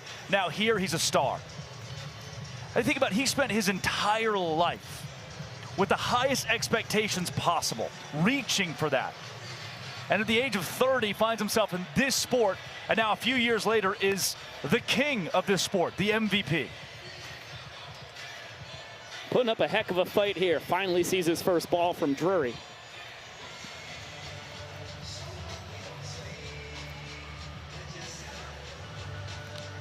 And another foul ball, another chance for the fans.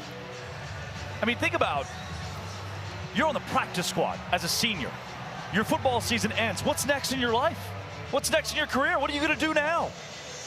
And 7 years later, he's standing in front of 40,000 people in his hometown, playing in a Major League Baseball stadium. Yeah, originally from Roswell, Georgia, lives in Woodstock these days, so a nice easy trip for Avery and Jet. There aren't books like that, man. There aren't books like Jake Skole's story. 2-2. What a battle. He's worked it from 0-2 to 3-2. 9th pitch coming.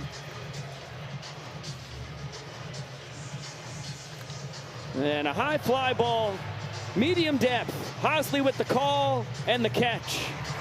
And Austin Drury finally survives a frame. Strands Mark Smith on first. And it's a 2-0 lead for the Animals through 3 innings. And from one hometown kid to another, Rex Castillo has Ashton Lansdale. As you guys mentioned, it is a homecoming for a lot of our bananaball players, including the pride of Wheeler High School. Let's give a wave, everybody. Ashton Lansdale here with her friends and family. Ashton, what does it mean? You grew up a Braves fan, and now your family's here for a game that you guys are headlining. What does this mean to you? It means the world. I mean, I feel like I'm playing a baseball game in my backyard. I have a Braves tattoo on my leg. Like, I'm just so at home right now. It's amazing. The love here is just like coursing through my veins. I got my family next to me, so this is just everything that you play for, everything that you dream of, to play in your hometown from a sold-out crowd in front of your childhood dream team's field. I mean, this is just everything my little kid, my little self would ask for. And Camden, the younger brother here, your sister is balling out. Her team's balling out right now. What is this like to see this? It's so sick. I mean, I've grown up watching her play all my life. She's my biggest hero, and I love her so much. It's a beautiful thing. Baseball is a family atmosphere. That must, look at that. See, anything else you'd like to say? Me tear up. I love you, Cam. I love you, Atlanta. I love everybody, and thank you, Rex. It's all love up here. Guys, back to you. Just a stalwart for women in sports, Ashton Lansdale. You take the Jake Skole story, and he never could have guessed he'd be in a venue like this playing for a sold-out crowd. For Ashton Lansdale and the women who have to fight to get a spotlight like this in sports, what the Bananaball Championship League has delivered is something Ashton Lansdale has taken full advantage of and fought for her entire career. She never could have dreamed to be playing today in front of 40,000 in her hometown. Again, they do not write books like this. Two incredible human beings who deserve this stage. Oh man, what a special 3 innings of action we've had so far tonight. Get to honor our 2 hometown stars on the Party Animals. And Garrett Delano twirling a gem thus far. Back-to-back innings, he's stranded a man in scoring position. And sets his sights on Reese Alexiadis, who he struck out swinging his first time.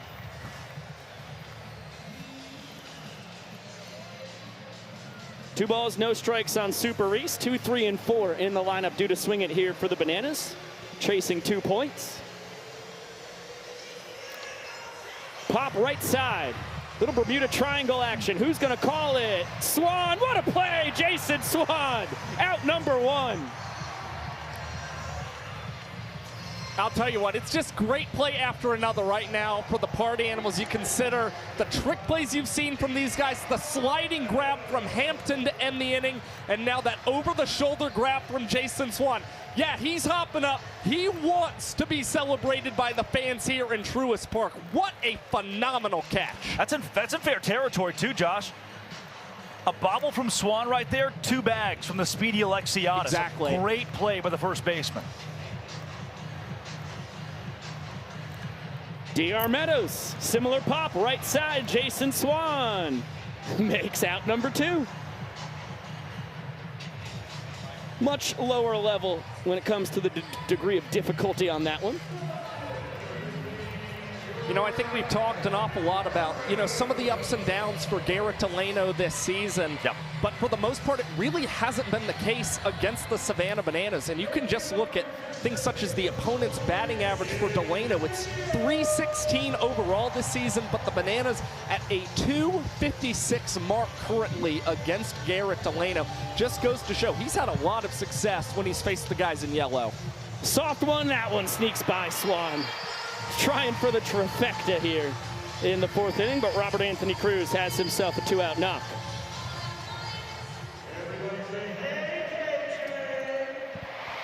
It's 3 straight innings with some traffic for the Bananas. They are yet to break through against Delano. Kyle Jackson looped a double down the right field line his first time.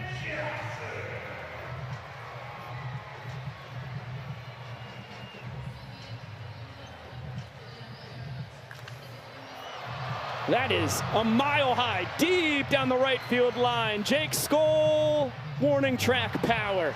And that's 4 scoreless, twirled by Delano. And the fastest inning of the night for 777 as well. 2 minutes and 27 seconds on the clock for the righty. KJ just missed it. Little too much launch angle.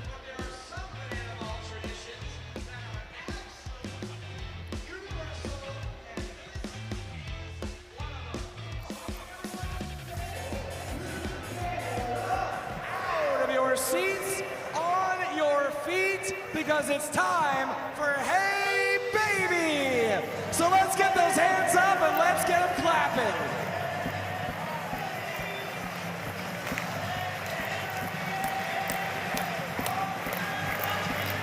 Here we go.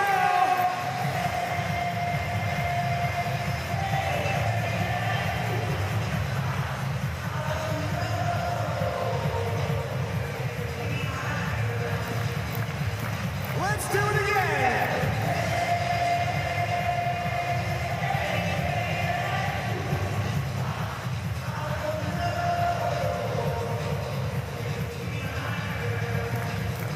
Little shuffle to the left, to the right, to the left, to the right. You got it.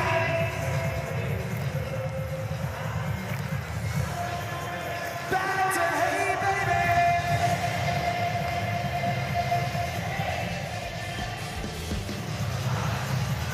You are watching Bananaball on True TV, presented by Tropical Smoothie Cafe.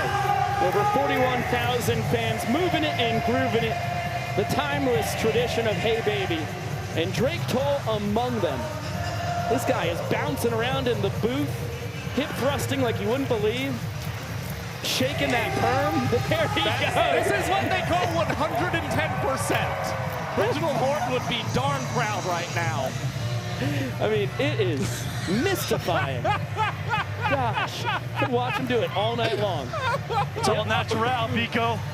Ain't no perm right there. Mama gave me that. Yeah, okay. Oh, I tipped to my Brent Loftus back there for a second. Whoa. Whoa. Mama give me that. Is that a little Bologna, Arkansas peeking through? That move almost got me kicked out of the Cape Cod Baseball League back in 2022. No. That level of thrust. Oh, okay. Yeah, that makes sense. Yeah, they didn't like that. Yeah, you can. 2 firm thrusts will play in bananaball. 0 up in the Cape. The Hyannis Harbor Hawks liked it. The Katuitt Kettleers, though. Those Kettleers, man. Yeah. And Grandpa Mike always told me about them. Die-hard Dennis fan right there. And you know what President Jared Orton says about your Grandpa Mike. Oh, of course. But please, fill the rest of the world in. He's got the best takes about Katuitt. Yep. Always, Jared always says that. So TJ Reeves plunked. And that one just misses low, evening up the count at 1-1 on Jason Swan. Bounced out to Cox this first time. Yeah, what an evolution of his banana ball game Jason Swan has had across his now 4 years in the sport. Just gets better and better every season. 64 plate appearances, 2 strikeouts. What else you want? Well, the 10 sprints are nice. And I don't hate the team high 476 on base percentage either. Yeah. For a guy who, as you said, only 2 Ks, is always putting the ball in play. This is no different, but right to Jackson Olsen, flips it between the legs. Trick play, double play. And benefits from a slip by TJ Reeves trying to get back to that first base bag.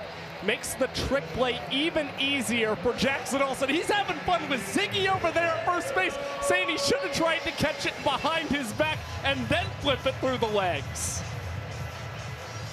And Swanee's going to need some new lumber. Well struck, just to the wrong place. As Chase Acuff is behind 0-1. Singled and scored the inning-winning run in the second.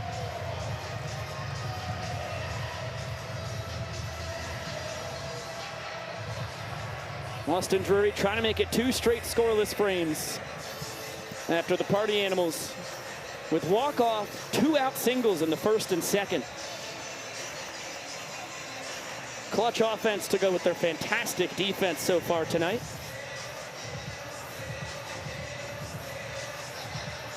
Acuff, second deck, no catch.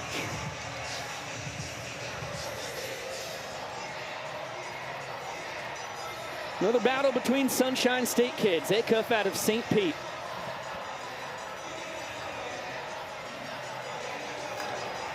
And struck well, but straight to Alexiadis, who will tip it up and catch it in the straw hat.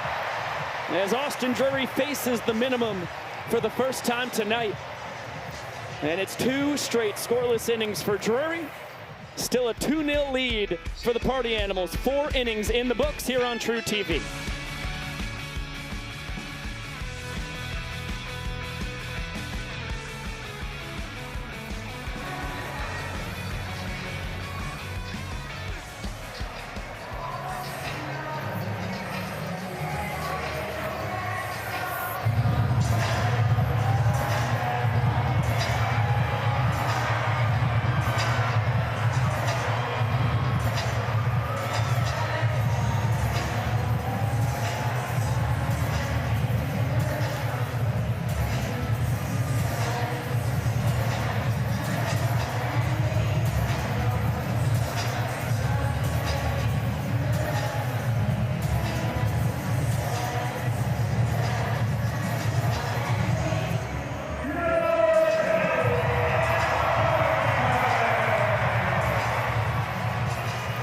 It's fun watching Nate Tellier boogie on down, and it's just us, YouTube.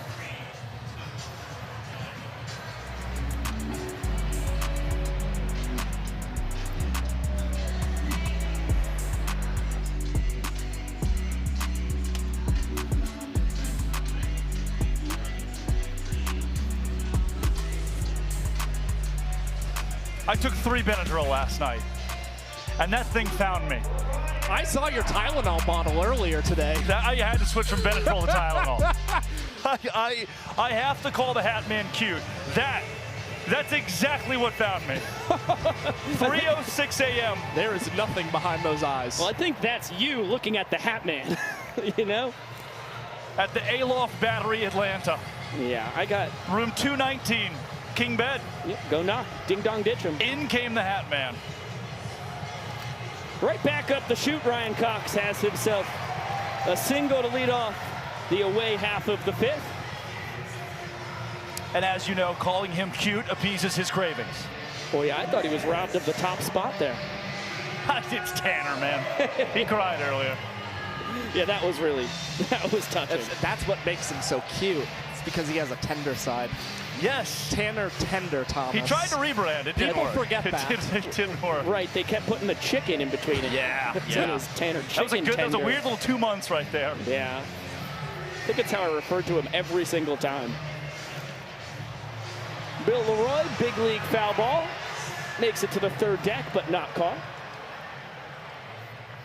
Not seeing a lot of gloves out there tonight, Vico. It's cooler to catch foul balls without them. It's cooler to be prepared.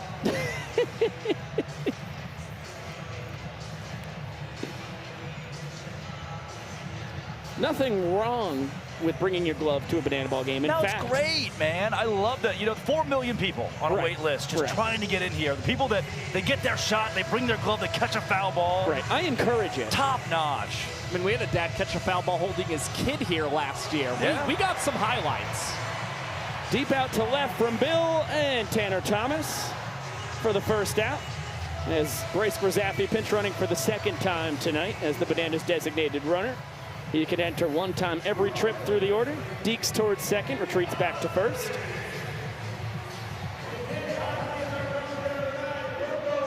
How neat is this, too, man? Right. The Danny Hosley, Savannah Banana as the golden batter.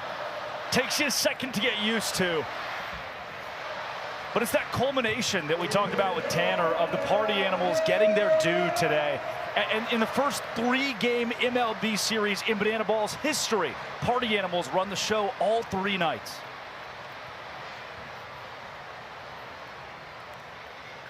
Hosley has himself a single. Grzappi goes station to station. And the fans get no donuts for now. And very encouraging to see from Danny Do-It-All. Had a hit in the 9th inning last Saturday in College Station. Now comes away with the knock in back-to-back contests for the Nanners. And for the first time tonight, the Bananas have multiple fellows aboard the bases. And it's going to be a specialty walk-up from Jackson Olsen. Is this one Miley Cyrus or is this Hannah Montana?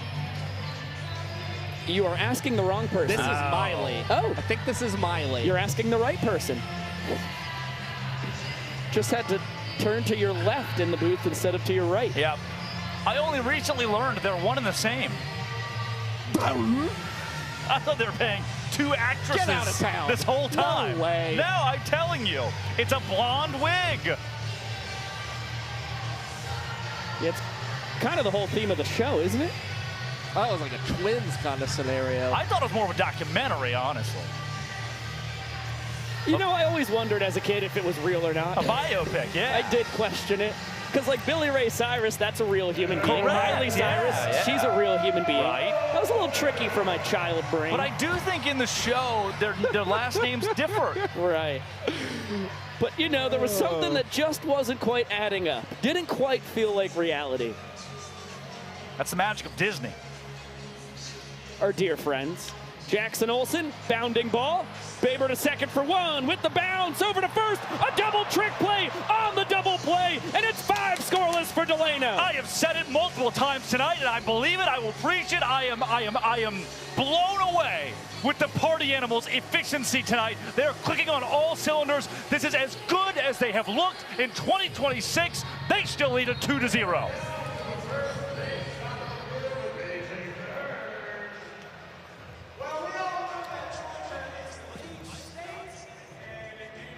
After tonight. Gentlemen, this competition is called Eat, the peach. When I say go, all you have to do is eat as much of those peaches as possible, as quickly as possible. Are you ready? Set, go! Oh, they are absolutely ravenous. Oh, the glasses have come off. There's not much left. 5, 4, 3, 2, 1. Stop, stop, stop. All right, that was really gross. That was really gross. Gentlemen, I think I neglected to tell you this. We're actually not judging who ate the peach the fastest. Atlanta is deciding who ate the peach better thanks to a slow motion replay.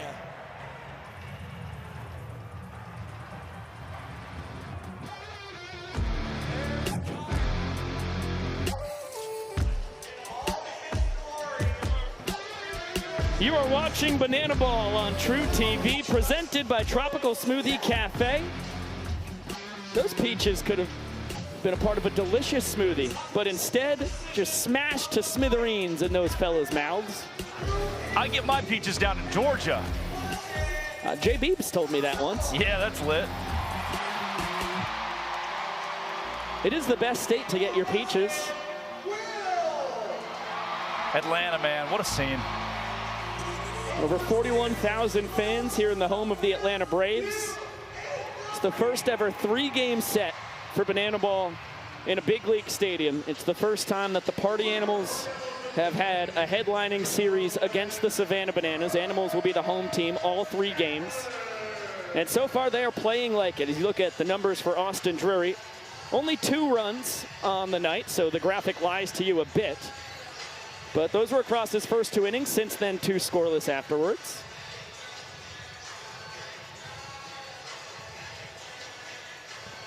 And so far, credited with 3 1/3 innings, because on the 2 walk-offs, he's had 2 outs. And you gotta give credit to the Party Animals. All 3 of Drury's starts, they've scored against him in the first inning, as here in the 5th, Michael Ballard will roll this one over to Kyle Jackson, a between-the-legs transition, and now the Bananas back out in top when it comes to the trick play lead tonight. Now 7-6 in favor of Savannah.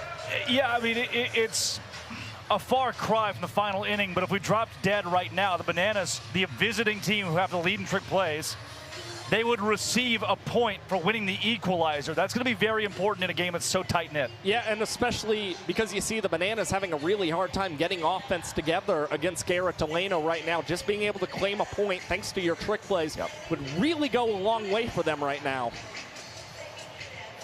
That equalizer brand new as a rule in 2026, so the visiting team has more trick plays. After the final, going into the final inning, I should say, they're awarded a point. Tanner Thomas ahead 3 balls and a strike. Reached on a trick play, missed his first time, which led to that walk-off in the 2nd inning. And sends this a mile high out to left. Robert Anthony Cruz. Backflip catch! You betcha!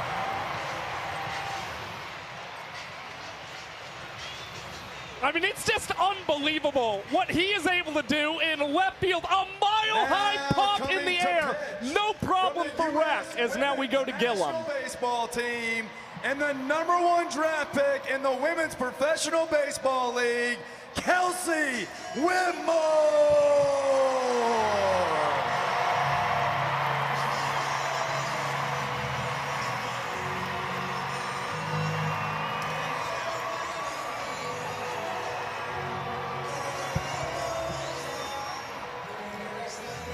Big cheer from the full capacity crowd in Truist Park. Kelsey Whitmore has been perfect. 9 batters faced this year, 9 retired, 3 of them via the strikeout.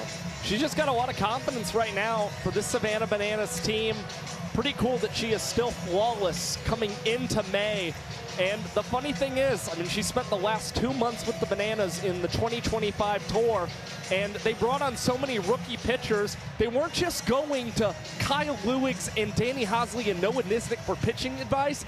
They were asking tips from Kelsey Whitmore as well, and she was happy to try and impart all of the knowledge that she was able to gain over those last 2 months. And now you've clearly seen how much the experience has helped her in her second campaign.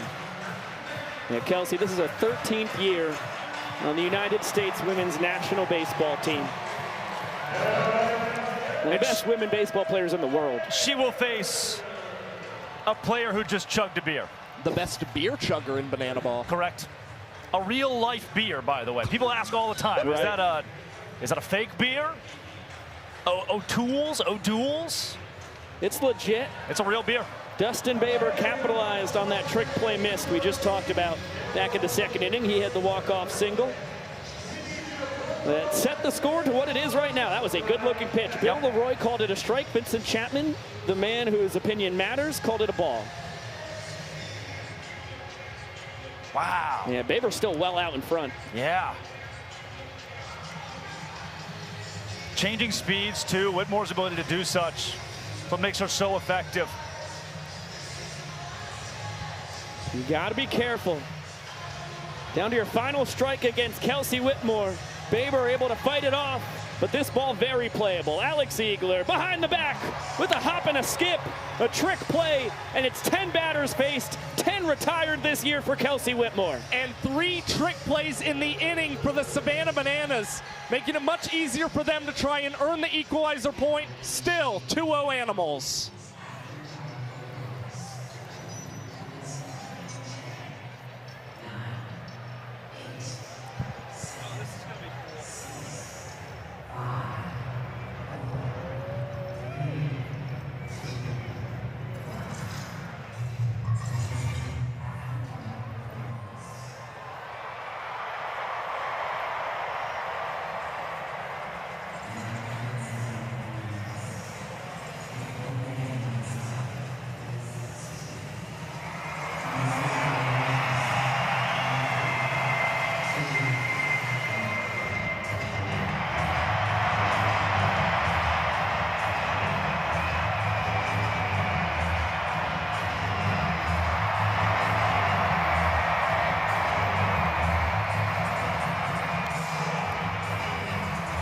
And now it's just us, YouTube, and I say that not 4 seconds before we're returning from a commercial break, like I did the last time.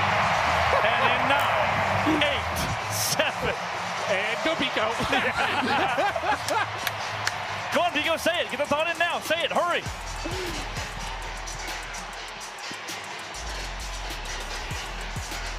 Welcome back to Bananaball live on True TV. It's been a fantastic trick play battle so far tonight with the equalizer point hanging in the balance. Currently the Savannah Bananas, they have gone 8 straight games without earning the equalizer point as the away team, which means they have not had more trick plays than the opponent going into the final inning since the first time they were the away team this year, all the way back in early March against the Firefighters. Yeah, March the 8th to be exact. So the Bananas trying to continue to put that pressure on the boys in black and pink, but they are not changing their game plan right now. It's Garrett Delano out for a 6th inning of work, and it's really easy to keep sending him out there considering he's thrown 16 pitches across his last 2 innings for the Animals. Speaking of game plan, last season it was consistent. Coaches in Bananaball would give you a pitching plan. Hey, we'll likely throw Delano 4 innings.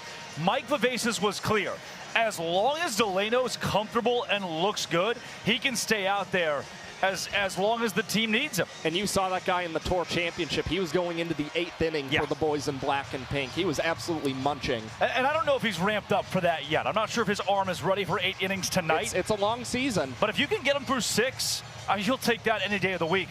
Yeah, Delano hunting a quality start. Pretty rare you see that in Bananaball. That's 6 innings or more with 3 runs or less allowed. So far it's been 5 shutout frames. As Max Young-Goldberg just barely gets a piece of it.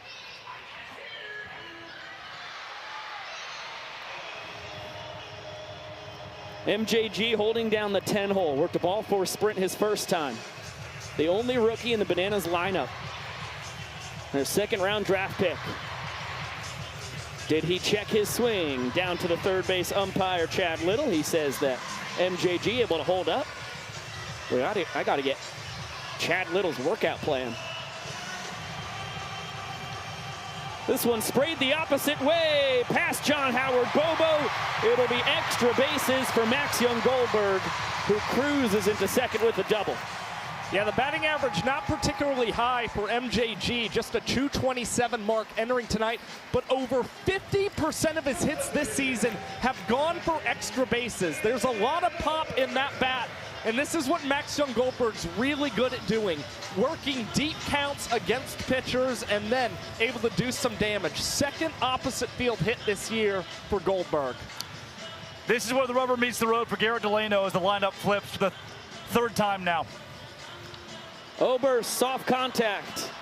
Out to right center. Skole's got an absolute howitzer for a right arm. MJG doesn't even deep towards third. So an unproductive first out for the Bananas there. MJG is the fourth Nanner they've had in scoring position tonight. They've brought nobody home. Yep. You've got Max Young-Goldberg, the 10-hole, doing his job as that second leadoff. You just retired a guy hitting .373. Now you face .308 in Arisa Alexiadis. DR Meadows hitting .413. Sixth inning of work for Garrett Delano. Does he have it this deep into the game? Strikeout and a pop-out so far tonight for Alexiadis. Well, the Bananas have kind of gotten in their heads in a way. They press when guys are in scoring position. They are batting .313 with guys in scoring position overall this year, but since the start of April, it's just a .167 mark for this squad. Yeah, that's not going to cut it. Dangerous pitch coming to a dangerous man. 2-0 to Super Reese. Chopper. Easy work for Bloomer, who bobbles it going between the legs, but recovers for the out. Official scoring decision, Josh. Don't think that's a trick play. You don't see fluidity from Bryson Bloomer as he's going between the legs. Yep. You see it kick off the leg, just has to pick up, make sure he's getting the sure out. Just can't classify that as a trick play. Not something you would want to see in a highlight reel. Yep. So it is still 9-6. The Bananas ahead in trick plays.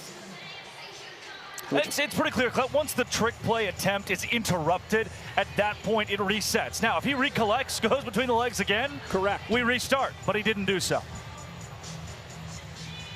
DR Meadows trying to come through in the clutch.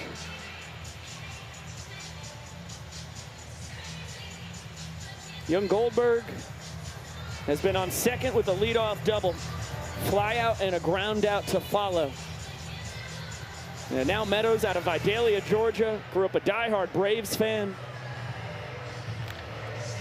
Trying to play the hero, but Bloomer stands in his way once again. And Garrett Delano, fantastic through 6 shutout innings.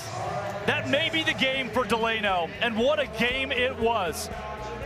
6 incredible innings and 0 runs on the board for the Savannah Bananas. Party Animals leading it 2-0.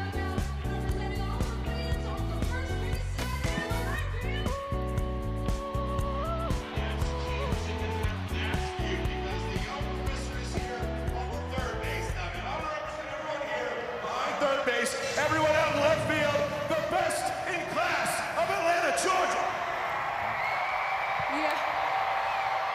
Yeah, we'll see about that, Professor. This is a competition, side versus side, where you, the fans, have to finish each song. Are you guys ready?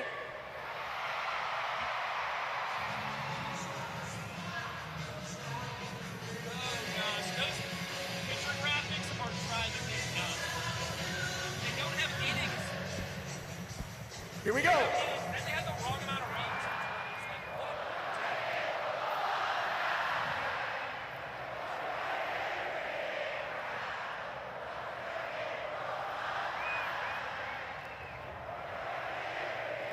Wow, Atlanta, you sound amazing, but this first round goes to third base and left field.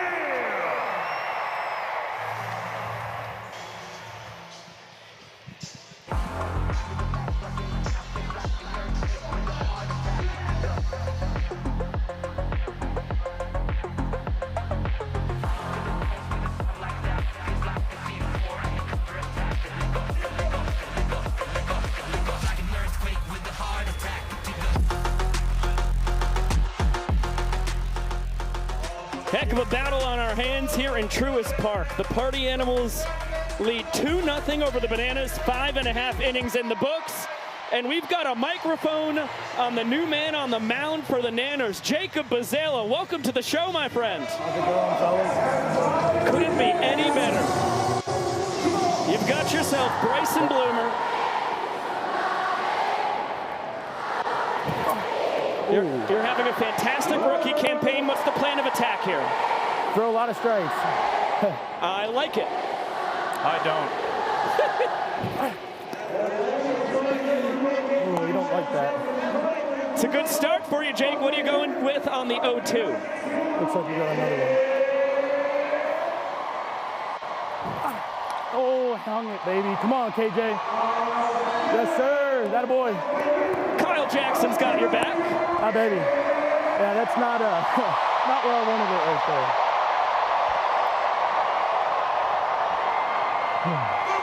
What's it like being in the middle of over 40,000 fans here in Atlanta? Oh, it's insane, man. You hear them? Yeah, they're blowing my eardrums out right now. Yeah. I don't know about you. Yeah, I can't hear anything right now. Perfect. Yeah. Oh my gosh, you are dialed. 5 straight strikes, the 0-2. Oh man, were you thinking about the immaculate inning? I mean, obviously can't happen when you get a ground out, but at least nothing but strikes. Would have been nice. Would have been nice. Oh, aiming it. What does Bill have here on a 2-2 for you? Looks like another heater, man. We love heaters. Me too. Way to execute.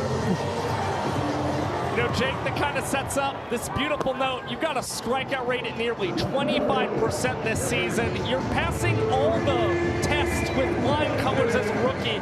And not only that, I mean, you've got some incredible dance moves when you're on the pitcher's mound. How do you balance it all when you're going into these games?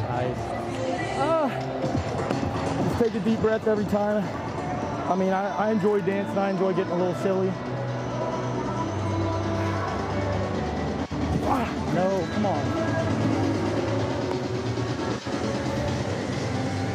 2-0 coming to Reese Hampton. Do you get silly here? I hope. There we go. Yeah, I was kind of thinking you'd be all business on the 2-0, but some could say that was silly. It's subjective. I can't do a walk here. Now, got to be back to a fastball in the zone, right? You would think. Yeah.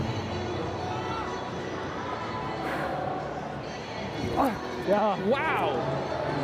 Not at all a fastball, but it was in the zone. Payoff pitch. Here we go, another. Look out, Reese man. Hampton. I can't believe that didn't hit him. That was impressive evasive maneuvers. It's no bueno for me. As Reese Lightning content with 1 base on the sprint. It's the first ball four sprint allowed by either team so far tonight. I had him. I think if I throw that in the zone. Forgot about MJG. That's right. First ball four sprint allowed by your Bananas. Here we go, Skole.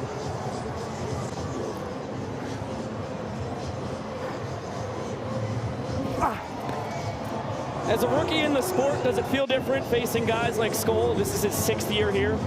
Oh, I didn't think about that. No, I mean... Just something to chew on. Hampton got a great job. Leroy, yes, perfect throw! Bill, I love you, man. Oh, I was having some issues right there at the end, but Bill picked me up, man. Bill picked me up, man. I love it. Thanks so much for joining us, Jake. Hey, thank you, guys. I appreciate you. Thanks, man. Great work, Jake. We say goodbye to Jacob Bazzala, and we say bye to you for now. Banana Ball right back after this.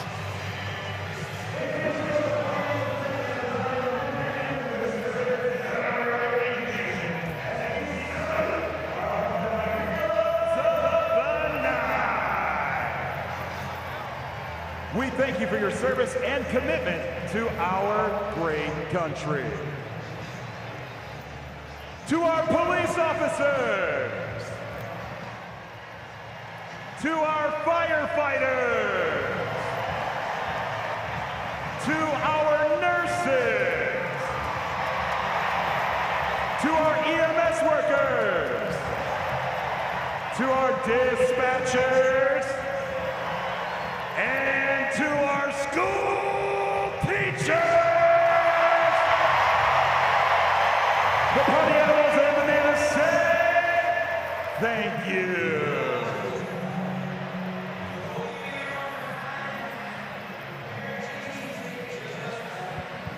And YouTube, it's just us. Hey.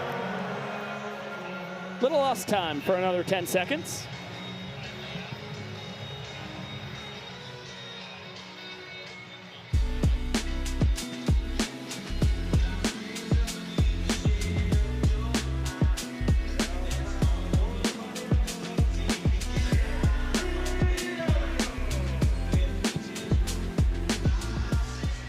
Beautiful night here in Atlanta, Georgia. 66 degrees as the sun sets on Truist Park.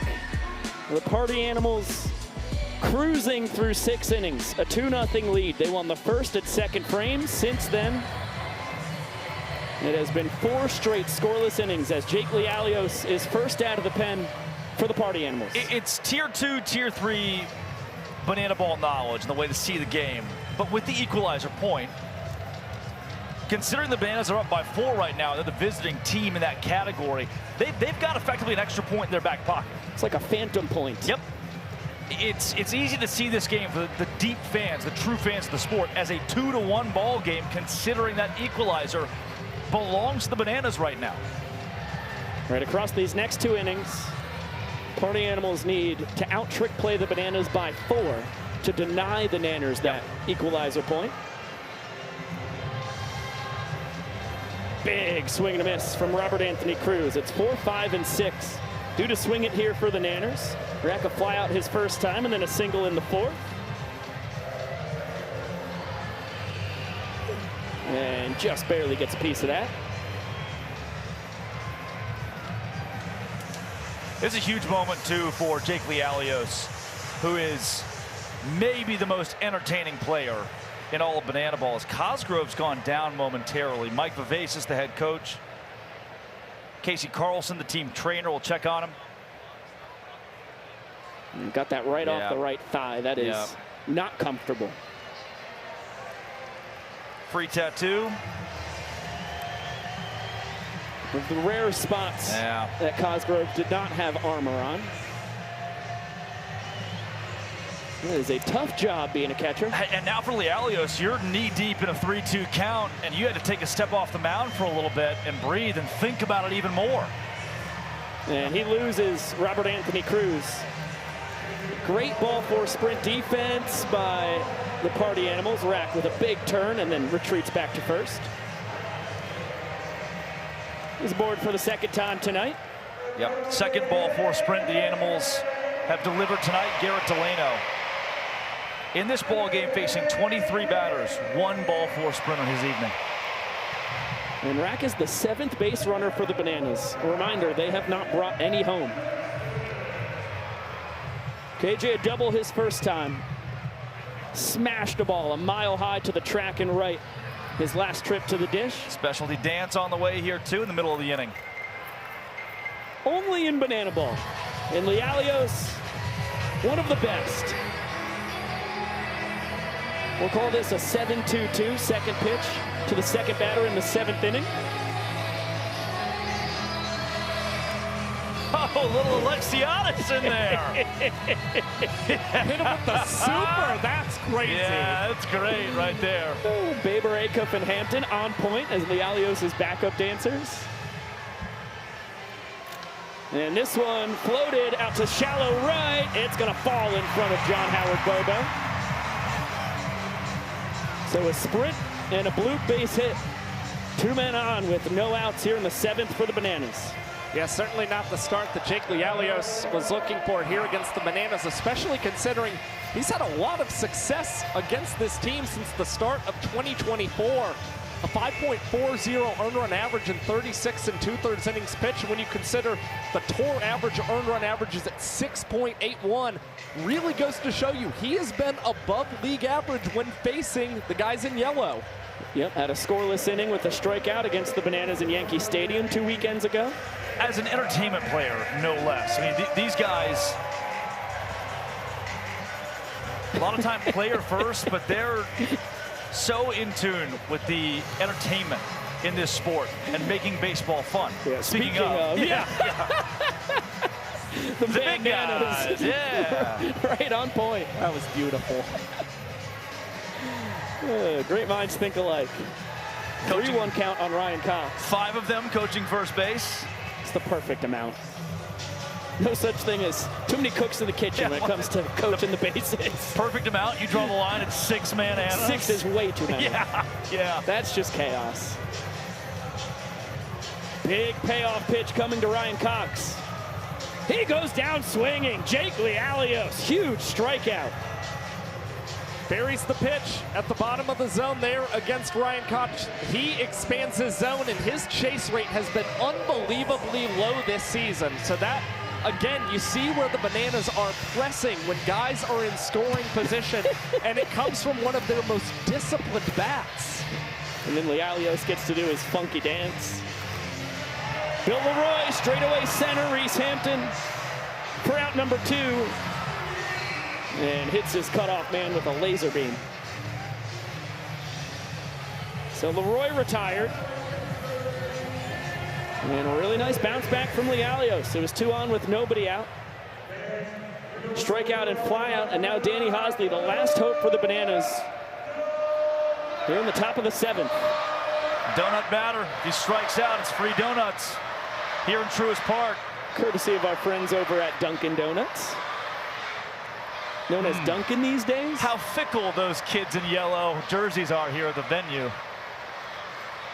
Yeah, they flip real quick. I see a kid wearing a Danny Hosley jersey, yelling donuts, donuts. How the turntables. Perfectly placed fastball on the outside corner. Lialios a converted catcher, and it's a high spin rate fastball, high 80s. He can touch 90. 12-6 curve, a changeup, and a cutter. And he just misses his spot off the outside corner. And that's a great call from Vincent Chapman, too. Ball 4 here scores the first run of the game for the Bananas. There it is. Rack will score easily from second. KJ thinking about trying to score from first. Party Animals get it to their 7th and final fielder. Bobo was the last who needed to touch the ball before it was live. And a good job keeping the speedy KJ from scoring. First run selling tonight for the Bananas as well. Not a lot to celebrate offensively. Finally, they get their due in the 7th.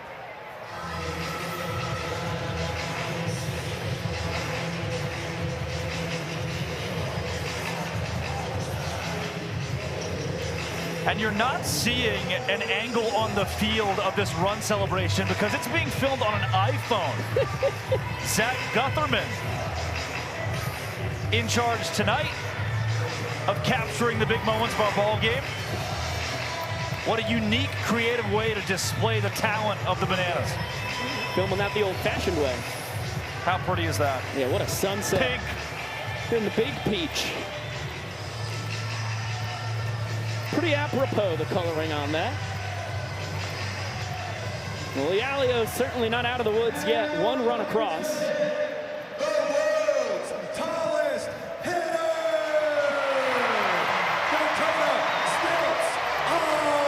Entertainment on entertainment. This is what they call out of the frying pan and into the fire. The tallest athlete in the known universe. The pride of Ellaville, Georgia. Another guy who grew up a diehard Braves fan. Swinging it in a huge spot. Runners on the corners with 2 outs here in the 7th inning. And the last time he faced off against the Party Animals, saw Dalton Ponce up at the plate and was able to get his first hit of the year against the right-hander, trying to go 2 for 2 in his last 2 ABs against the Animals, as this one is floated down to right field and just foul, according to Jay Cremines. That he would had the have best view of sent the house. this place into a frenzy. Oh, what an effort from Bobo, too. Great range. See the entire outfield shading in against Stilts.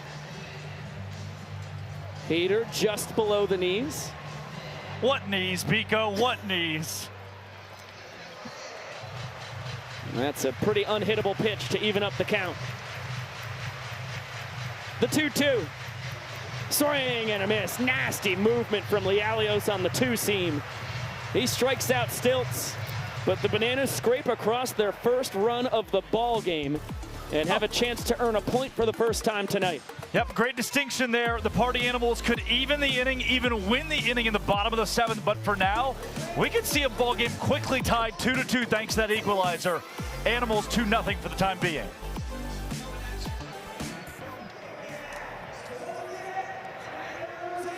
To get up, out of your seats, on your feet. I need you to get those light up wristbands up in the air, waving side to side as we welcome Party down to the field, and we all join in together to sing Don't Stop Believing.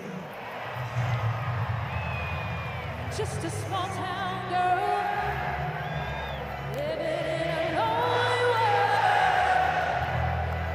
Took the midnight train away.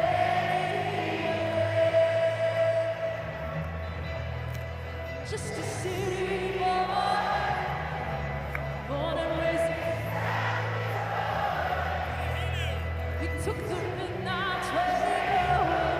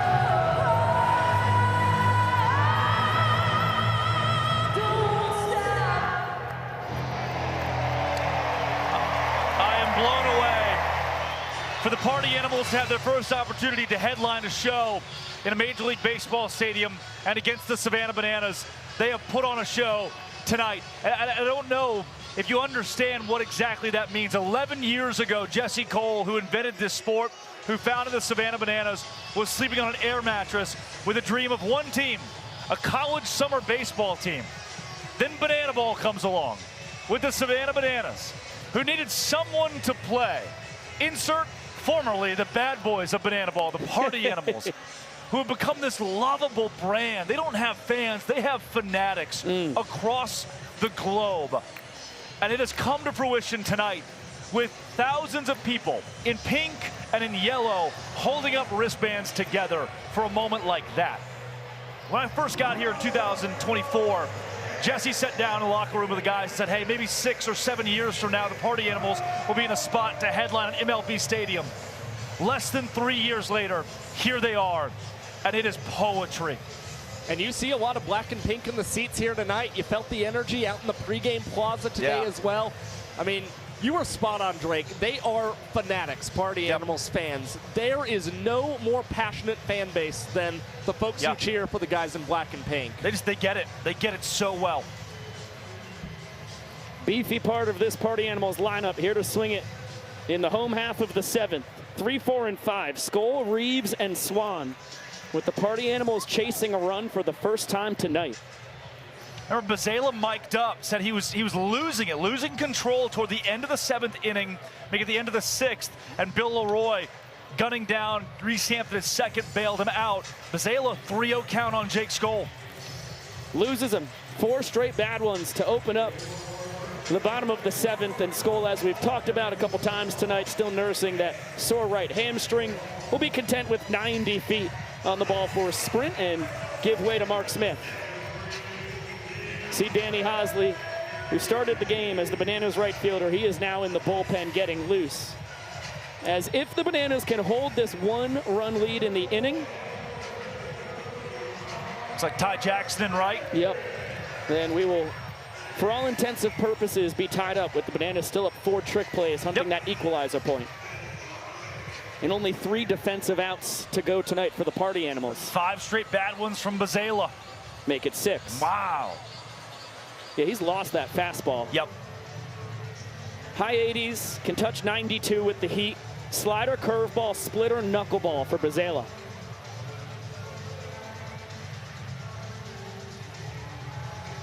Man. Yeah, 7 straight balls. And a ball 4 sprint here for Reeves would put runners on the corners.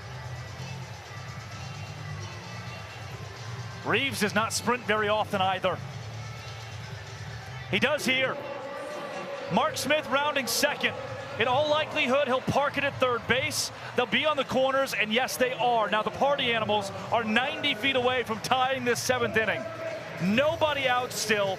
The meat of the lineup here with your 5-hole Jason Swan. Look, this is the first time tonight the Bananas have had a chance to hold an inning lead. Entering last weekend, they were leading the Bananaball Championship League in hold percentage at 78.5%. Yeah. Going into this weekend, they now rank last. That is how much we saw them struggle in both games against the Texas Tailgaters in Texas. And no one's got a better eye in this sport than Jason Swan, who's at the plate. Just a brutal draw for Bazela, who dating back to the 6th inning has drawn 3 ball 4 sprints, thrown 3 straight ball 4 sprints. And finally a strike. Yeah. Wow. After 9 straight balls to open up the inning, high strike call. Yeah.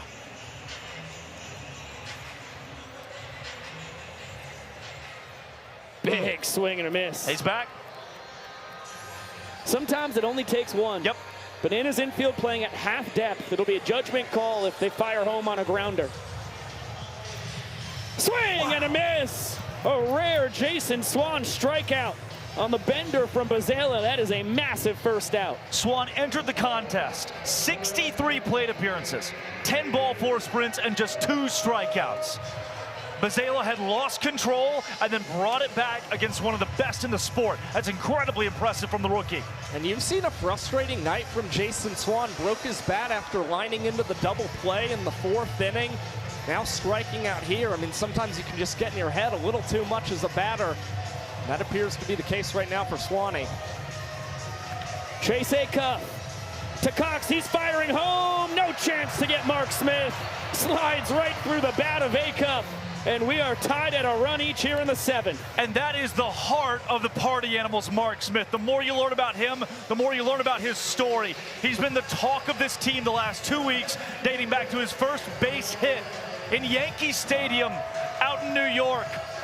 And here he is, a hustle play to tie this 7th. Great stuff from the designated runner, and no out recorded on the play. They're at first and second for the Animals. And the fact is, you keep a guy in scoring position right now if you're the Party Animals. That's what's so brutal. You have the opportunity to get the 2nd out, get that lead guy out, and just have a man at first base. Instead, 1 out, a man in scoring position. And Mike Ballard has just been fantastic lately for the Animals. Runs batted in each of his last 4 games. 0-2. Swing and a miss. Wow, a 3-pitch strikeout on 3 straight breaking balls from Bazela. 2nd strikeout of the inning, 3rd of the outing for the kid out of North Huntington, PA.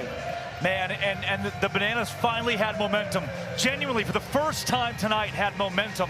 And this inning being tied flips things. Uncompetitive fastball. The ball and no strikes. Well, the defending player of the week, Tanner Thomas. Reached on a trick play, missed his first time, flew out to left. Back in the 5th.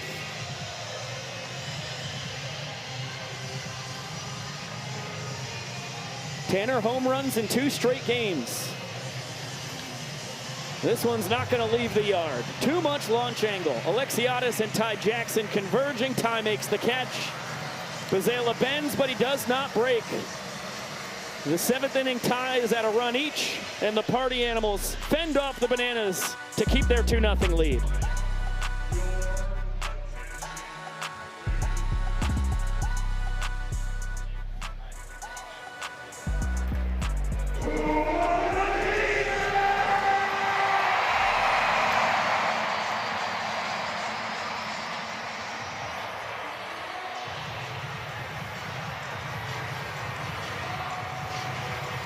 And stop me if you've heard it before, YouTube, but it is just us.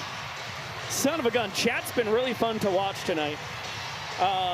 Drake, you definitely did have your mic on when I was kvetching about us not putting innings pitched on our pitching graphics. Yeah, I saw.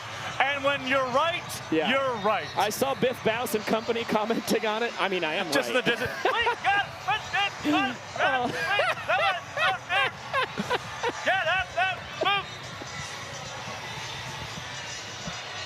Been there, man. Been there.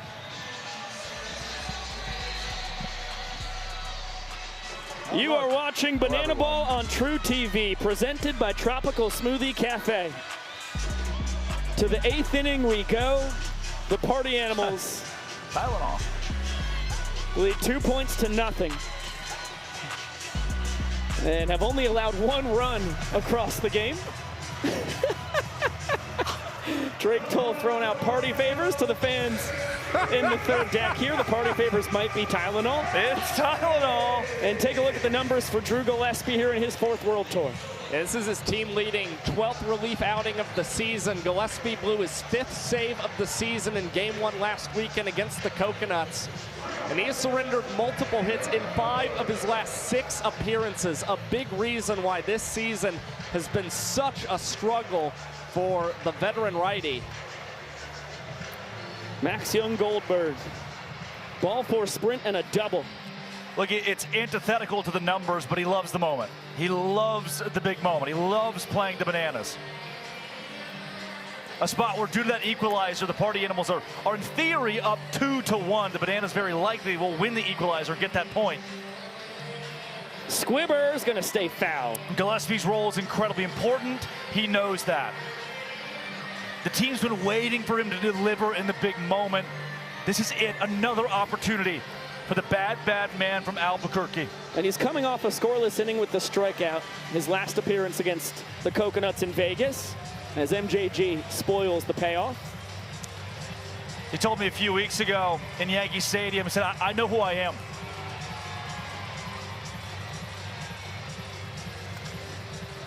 On a couple hops, Baber between the legs. Another trick play for Derek Ginger. And a simple statement like that might sound like a non-factor, but for a guy who's got an ERA past 10 after a sub-2.5 ERA last season, sub-3 ERA last season, that is, for him to deliver that statement, I know who I am, just got to deliver that. Oh yeah, well, this talked about it in New York. It bears repeating. Across 156 innings of his career coming into this year, a career 2.25 ERA. Fans? It's the best ERA for anybody who has 150 or more innings thrown in the history of the sport. And he's a guy who thrives off his precision on the mound. He doesn't have overpowering stuff. Low 90s fastball. Great arsenal as Oberst puts a charge into this out to center, but Hampton pulls it in. And coming into this year, before those numbers that you saw, he would have been a unanimous, still is, a unanimous Mount Rushmore pitcher in the history of Bananaball. No doubt.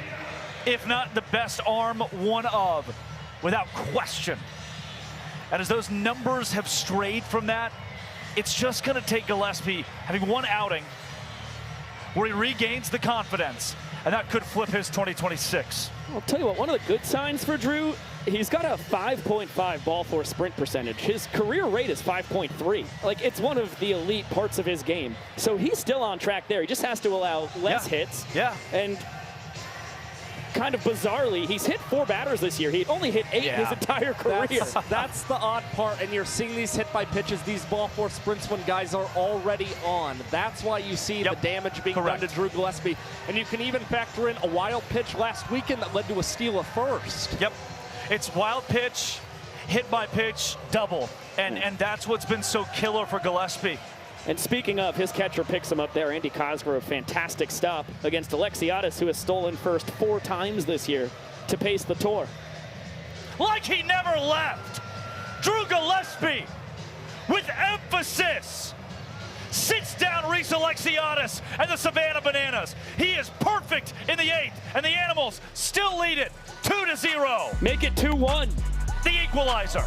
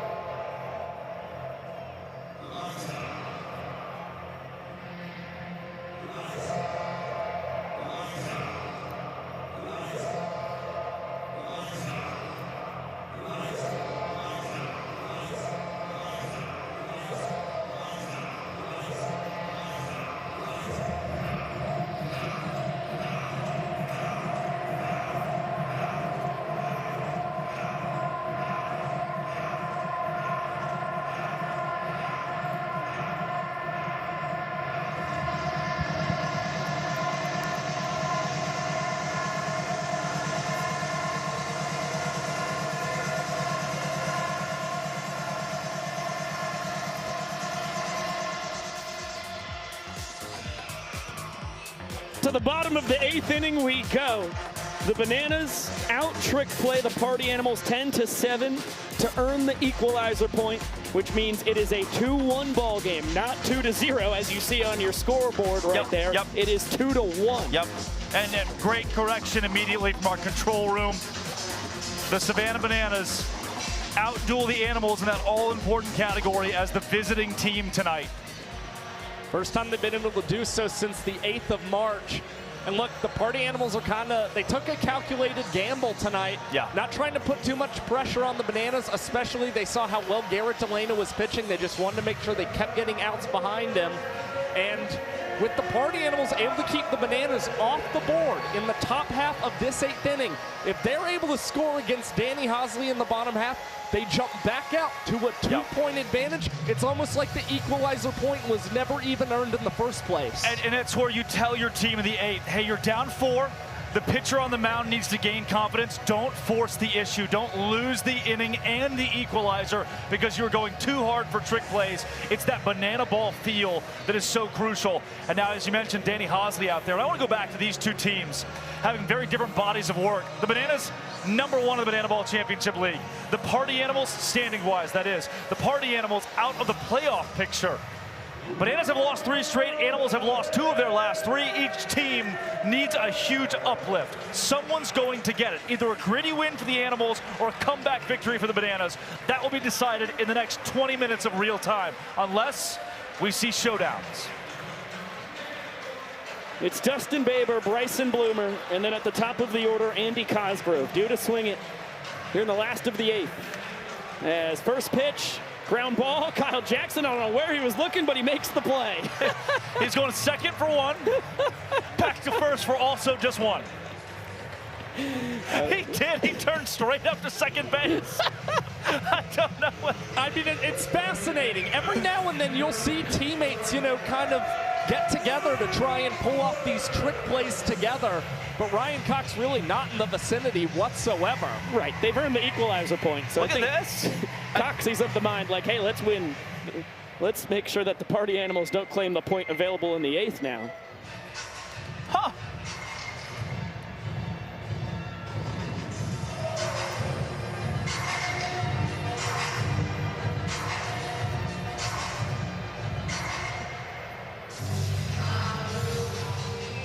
in a 1-point game in the 8th inning, and Hosley brings Olsen and Cox onto the mound to dance. Yep. Banana ball. That's banana ball, man. I love it. This guy, I mean, his ERA is still at 0 this season. He has all the confidence in the world to be able to do such a thing as Bloomer ropes this down the line, and that will drop into fair territory. Bloomer rounding first, and he will stand at second with a double. That is a rare sight. A base hit against Danny Hosley. Correct. You know, that's Correct. just, I think Party Animals dugout looks at that and says, oh, wow, we can do it. Yeah, there have not been a lot of runners in scoring position this year against Hosley. And this lineup, the Animals have faced Hosley in his career more than anybody, tenfold. But he's still just such a killer. A whiff through the Vulcan changeup to even up the count on Andy Cosgrove. 2 for 3 on the evening. And a bouncer. Bobbled by Cox. Can he recover? No. And Ziggy couldn't scoop him anyway. Yep. Wow. Only the 2nd error on the year for the glove magician. Rare. Rare. He gives the Party Animals just that much more life. Yeah, I mean, you allow the 1-hole of free 90 feet on the miscue. Now you get the 2-hole Hampton, the 3-hole Skole. And Reese Hampton, one of the fastest guys in the sport. Yep. Very tough to double up.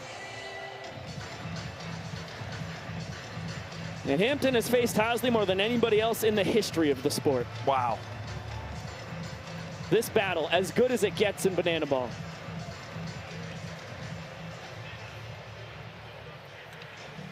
Chance for the fans. Oh, clean catch in the 2nd deck. What a play by that guy.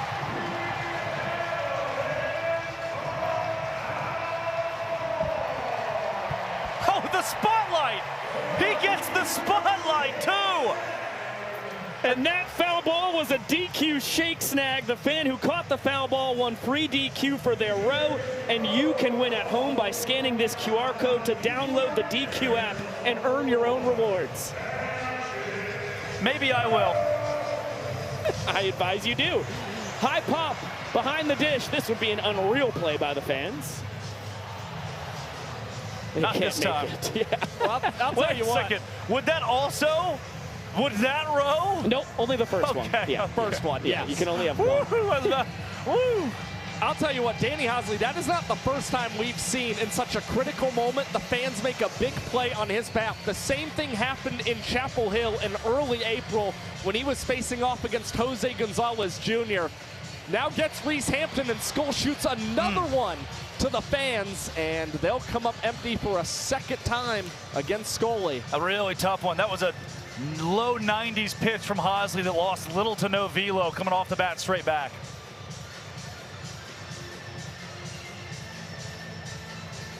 Bloomer off 2nd, Smith off 1st. The 0-2. Flipped out to left field. Rack coming up throwing. What a throw! Not in time! Jake Skole walks off the 8th inning. Heck of a hustle and slide from Bryson Bloomer. It's a 3-1 Animals lead. The Party Animals clicking. Late heroics. And Hosley gives them a run for the first time in 2026. I don't know how the Bananas don't challenge this call. Yeah. The captain, the Coach call was Bloomer. correct. Yep, he's That's safe. That's why you don't challenge it. A little boy throb at home plate, too, to celebrate for the Party Animals. I'll be your #1 boy.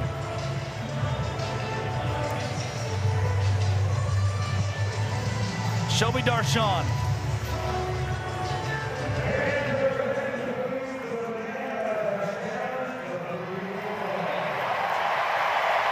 And the challenge will be initiated by the Savannah Bananas. We saw a pretty clean look at it, but in this moment, you've got to challenge. It just makes too much sense right now if you're Tyler Gillum. You can't chance anything, and you don't want to be down multiple points going into the 9th inning. So good use of the challenge, even if it doesn't appear that it's going to be successful for the Bananas and their coaching staff. That first angle, you could hear fans at Truist Park, the audible gasp, because it looks like Bloomer's out. Then you see a much more viable angle here. Hand on the plate. Yes. And clearly safe for Bryson Bloomer. Here's the thing. It just sends a message to your team. If you're Tyler Gillum, we're not giving up on this game. We're still going to use the challenge, even if we don't think it's going to be successful. We want to win. We want to stay in this thing. Yep. It's more about the message.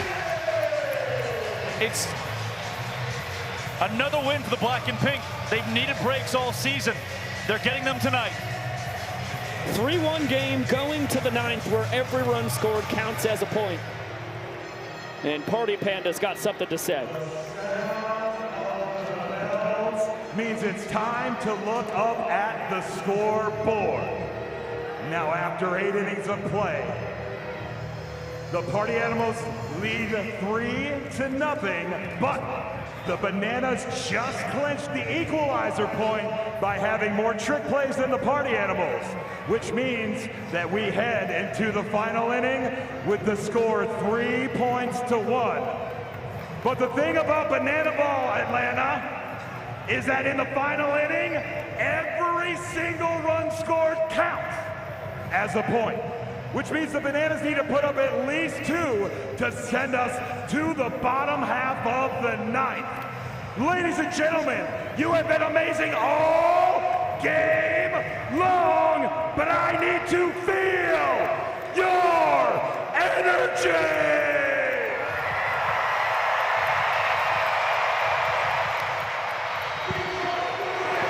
Listen to this place. I mean, look, I want to be clear. 75% of them showed up for the Savannah Bananas, but they're torn. They've fallen in love with the Party Animals tonight. Energy level at a 10, and now Peter Holden takes them out. I'd be shocked, Biko. I mean, you see his numbers are great. He's fit so well for the Animals late in games, but I would be shocked. This is the one storyline I want to start with. If Dan Oberst does not get a golden batter opportunity here to face Peter Holden a couple of times. It's 3, 4, and 5 in the Bananas lineup. So it's Meadows, Cruz, and Kyle Jackson due to swinging. And even if Meadows is able to get on to start the inning, then it's a string of 3 straight lefties facing Peter Holden in Cruz, Jackson, and then Ryan Cox. So right now, you know Dan Oberst is a guy who loves raking against left-handed pitching, and he is not afraid to say that to anybody. Makes all the sense in the world when you consider had that game-tying home run against Peter Holden in Yankee Stadium. So once you can get somebody on against Pistol Pete, you got to think you're immediately sending Oberst to the dish. Wow. The 6'5" southpaw Peter Holden 0 for 2 in his save opportunities this year. I am just blown away. I mean, this is, it's been tough at points tonight to bring a coherent thought to the table on True TV. But that shot of Peter Holden, the incredible atmosphere the Braves have constructed in this park that bananaball has come to life in. And how about Ty Jackson? Yeah. What a night for our sport, man. Turns out he was entered in DR's spot in the lineup in the extra hitter role. Drake mentioned it a couple innings ago. He was out in right field. So this is actually Ty 2 Fly, trying to be the spark plug as its last licks for the Bananas. Jackson here in his 3rd tour, his 5th year as a Banana. Pitcher's pitch to get Holden back in the count. The pride of Vero Beach, Florida on the mound. The Jacksonville Floridian at the dish. And a nice piece of hitting past the dive of Baber. Ty Jackson does his job. The tying run will come to home plate here in the 9th. And who else but the hero, Robert Anthony Cruz. This is where, I mean, managerial-wise, it gets so tricky for the Bananas because this is a guy who has 2 ninth-inning game-tying home runs this year between the regular season and the Open. Rack was born in the 9th inning with a man on base. Right. As the tying point. And he's 1 for 2 tonight with a sprint. 2 for 5 in the 9th inning in the regular season with the ball 4 sprint. You're not going to take the bat out of his hands. He's got that clutch gene. And those 2 hits. Bombs. Both home runs. Conversely, Holden has that epic pickoff move. You saw him go to it there. He's got the best swing and miss stuff of anybody on the back end of the Party Animals arsenal. Good on good right here. 2-0. High fly ball. Jake Skole will take care of the can of corn. Jackson back to first. 1 away. And here comes the golden batter. There's only one man it could be. Ladies and gentlemen, the Savannah Bananas are invoking the golden batter rule. Hitting in the place of KJ Jackson is the Savannah Bananas golden batter. Please welcome Dan Ober. He takes the place of Kyle Jackson, who was 2 for 3 tonight. But Dan Oberst 2 weeks ago. To the night, a home run in Yankee Stadium to send a game to showdowns against Peter Holden. You can't wait to golden bat him for Ryan Cox. There's a possibility Jackson hits into a double play and ends this ball game. You've just got to force the issue and hope Danny Bananas can run into one and tie this game yet again. Oberst ahead 2-0. It was an opposite field upper deck home run in Yankee Stadium. A couple Saturday nights ago, Friday night rather, as this one is rolled over. It's gonna be a tough play. Bloomer barehand, no play. Well, it turns out the only chance he had was letting it potentially go foul. I don't know if it would have. I don't think so. I think Dan put it in the perfect spot. It's a really tricky situation. On the bright side, though, Bryson Bloomer doesn't throw the ball whatsoever. Yep. Holds on to it. I mean, if he tries to whip that over, you're probably going to see Ty Jackson advance up to third base in the meantime. Instead, guys on first and second. And now it's Ryan Cox taking ball 1. Coxey 1 for 3 tonight. Tying run on first base. Fastball scrapes the outside corner.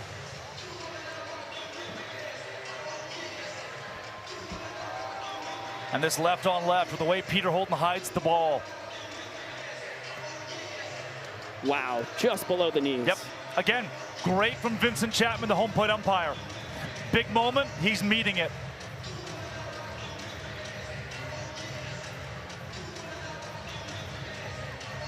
Two-1. Slow roller, can't get 2 on it. Baber flip for 1. Bananas down to their final out, but the game's tying run advances into scoring position. Who else but the longest tenured Savannah Banana? No one in history has worn yellow longer. Bill Leroy, in his home state. Not a single soul has left this venue. The home of the Atlanta Braves. Dublin, Georgia's own, in the right-handed batter's box. Grew up dreaming of these moments, but wearing a Braves uniform instead has a chance to do it for the guys in yellow. And Leroy is 3 for 3 with 2 ball 4 sprints in the 9th inning of play this season. High fly ball, left field. Tanner Thomas loses his hat. Gets the banana ball, and the Party Animals win their first ever headlining game in a Major League Baseball stadium. That is the complete contest the black and pink needed to revive a slow start in 2026. And the Savannah Bananas have now dropped 4 straight contests. The Animals, defending champions, do not let them get hot.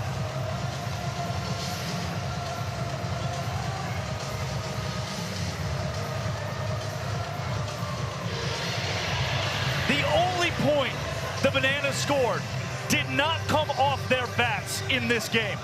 It was the equalizer, the trick plays. Outside of it, the Party Animals pitching staff put their most complete game of the year together in front of 40,000. And you have no idea what a sigh of relief it is for that pitching staff to nail down just their second save in 2026 for this team. They were just 1 for 9 in save opportunities entering tonight. They earned the save, they earned the victory, and you can just see the heartbreak right now for some of these Savannah Bananas really mired in a wild slump. Gotta be Garrett Delano, right? Rex Castillo, who you got? Hey guys, it took 6 innings, 70 pitches. Garrett Delano, our showman in the game. What does it mean to you? First time as a headliner for this team in an MLB stadium and a first win. Crazy. I mean, we've been wanting to do this for a long time, especially against the Bananas. We've been playing second fiddle to them for a long, long time.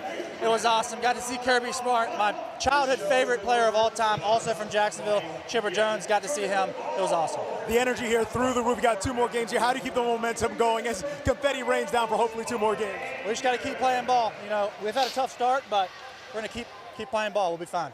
Hey, from 12-year-old Colton, our banana ball backstage question: who has the most chopped haircut on the team? Most chopped haircut on the team. It's probably Ryan Rodriguez, honestly. It's not me though. I got that good hair. He's got that good hair, no matter if it's long or short. And confetti raining down for the party animals tonight. Guys, back to you. Thank you so much, Rex. Great to hear from Garrett Delano, guy who started his career in Banana Land as a Savannah Banana all the way back in 2018. But here in his 5th World Tour for the Party Animals, that is 3 straight fantastic starts for Delano across his last 3 outings. You are now looking at 15 innings pitched, only 2 runs allowed. Wow. It is unbelievable to see this turnaround for Garrett Delano. 6 innings pitched, you saw the 2 points earned, 3 Ks, and do 6 trick plays as well, so did his job on the mound. And all in all, what a momentous night for the Party Animals, able to grab that win. I mean, Garrett Delano said he had the good hair. I'd argue he had the great stuff tonight on that pitcher's mound. And to have the show behind you for Garrett Delano and the Party Animals tonight. Again, the first time ever in a Major League Stadium where the Animals headlined. It meant that Party Down, their official band, or Panda, their PA guy, or DJ JC, the little details about this being their show, the wristbands you saw. That's a different kind of momentum boost, and the guys wore it all night long. They have not looked that confident yet this season. They were built by a crowd that was behind them tonight. Even Chipper Jones and Kirby Smart wearing Party Animals gear here in Atlanta. Welcome back into the booth, by the way, everybody. Oh, yeah. That's Drake Toll. He's the voice of the Party Animals who just won this 3-1. That is Josh Talevsky, the statistical savant of Bananaball. Josh, your final take on this 3-1 Animals victory. Well, I mean, again, the Party Animals sensational throughout the night, and it really started with that pitching staff. And this team knows that they have been able to win games throughout the season. Unfortunately, it's just slipped out at the last second for this squad. Skole and Hampton were talking about it after New York City on night 1. They're like, what are we doing wrong? And I looked at those guys. I said, absolutely nothing. You just have to figure out what the heck is going on in the 9th inning, because other than that, you guys are doing everything right. And you saw the Party Animals play that full, complete game, do everything the right way. And conversely, for the Savannah Bananas, they cannot start taking things for granted by any means, because once again, it's the defense that kind of reared its ugly head, something that Tyler Gilliam's really been harping on. You saw the trick play miss from Ziegler in the 2nd, lead to a walk-off for the Animals, and that costly error from Cox in the 8th gave the Party Animals even more breathing room tonight to secure that 3-1 victory. So these Savannah Bananas right now really have to clean some things up. And these 2 teams are in the first third of the season. And going into a game tomorrow where the Bananas have lost 4 straight, the question is, against a veteran Party Animals team, they've been on losing streaks before, they've lost before, they've figured it out. For the Bananas, that youth, how do you form, in that locker room, how do you form a cohesion amongst guys who are still learning the sport of banana ball, who are still learning each other? That's a big question going into tomorrow's contest. And again, history this week. I hope you guys are loose. Oh, yeah. For the first time ever, we got 3 games in an MLB park, and in one weekend. And I mean, as you look at it, another triple header on the docket tomorrow night here in the world of banana ball. We will be on the Party Animals YouTube channel at 7 p.m. Eastern for the second battle between these two squads in Truist Park. And then we get to see the conclusion of the Clowns versus Tailgaters in Tulsa, Oklahoma, and the Coconuts and Firefighters from Wichita, Kansas. They will get started an hour later than us. And thank you so much for spending your Big Tiger Friday with us here in virtual Banana Land for our entire cast and crew, which starts with our control room about 4 hours down the road in Savannah. This broadcast directed by Chris Haynes, and then our entire crew here in Atlanta. Fantastic work by everybody. Our producer, Chad Reese, our executive producer, Josh Richardson, our guy down on the field, Mr. Rex Castillo, and my legends in the booth, Josh Talevsky, Drake Toll. I am Biko Scala saying so long for now. Same place, same time tomorrow. Yes. Yes. Good night. Party on. Yeah. And see you later.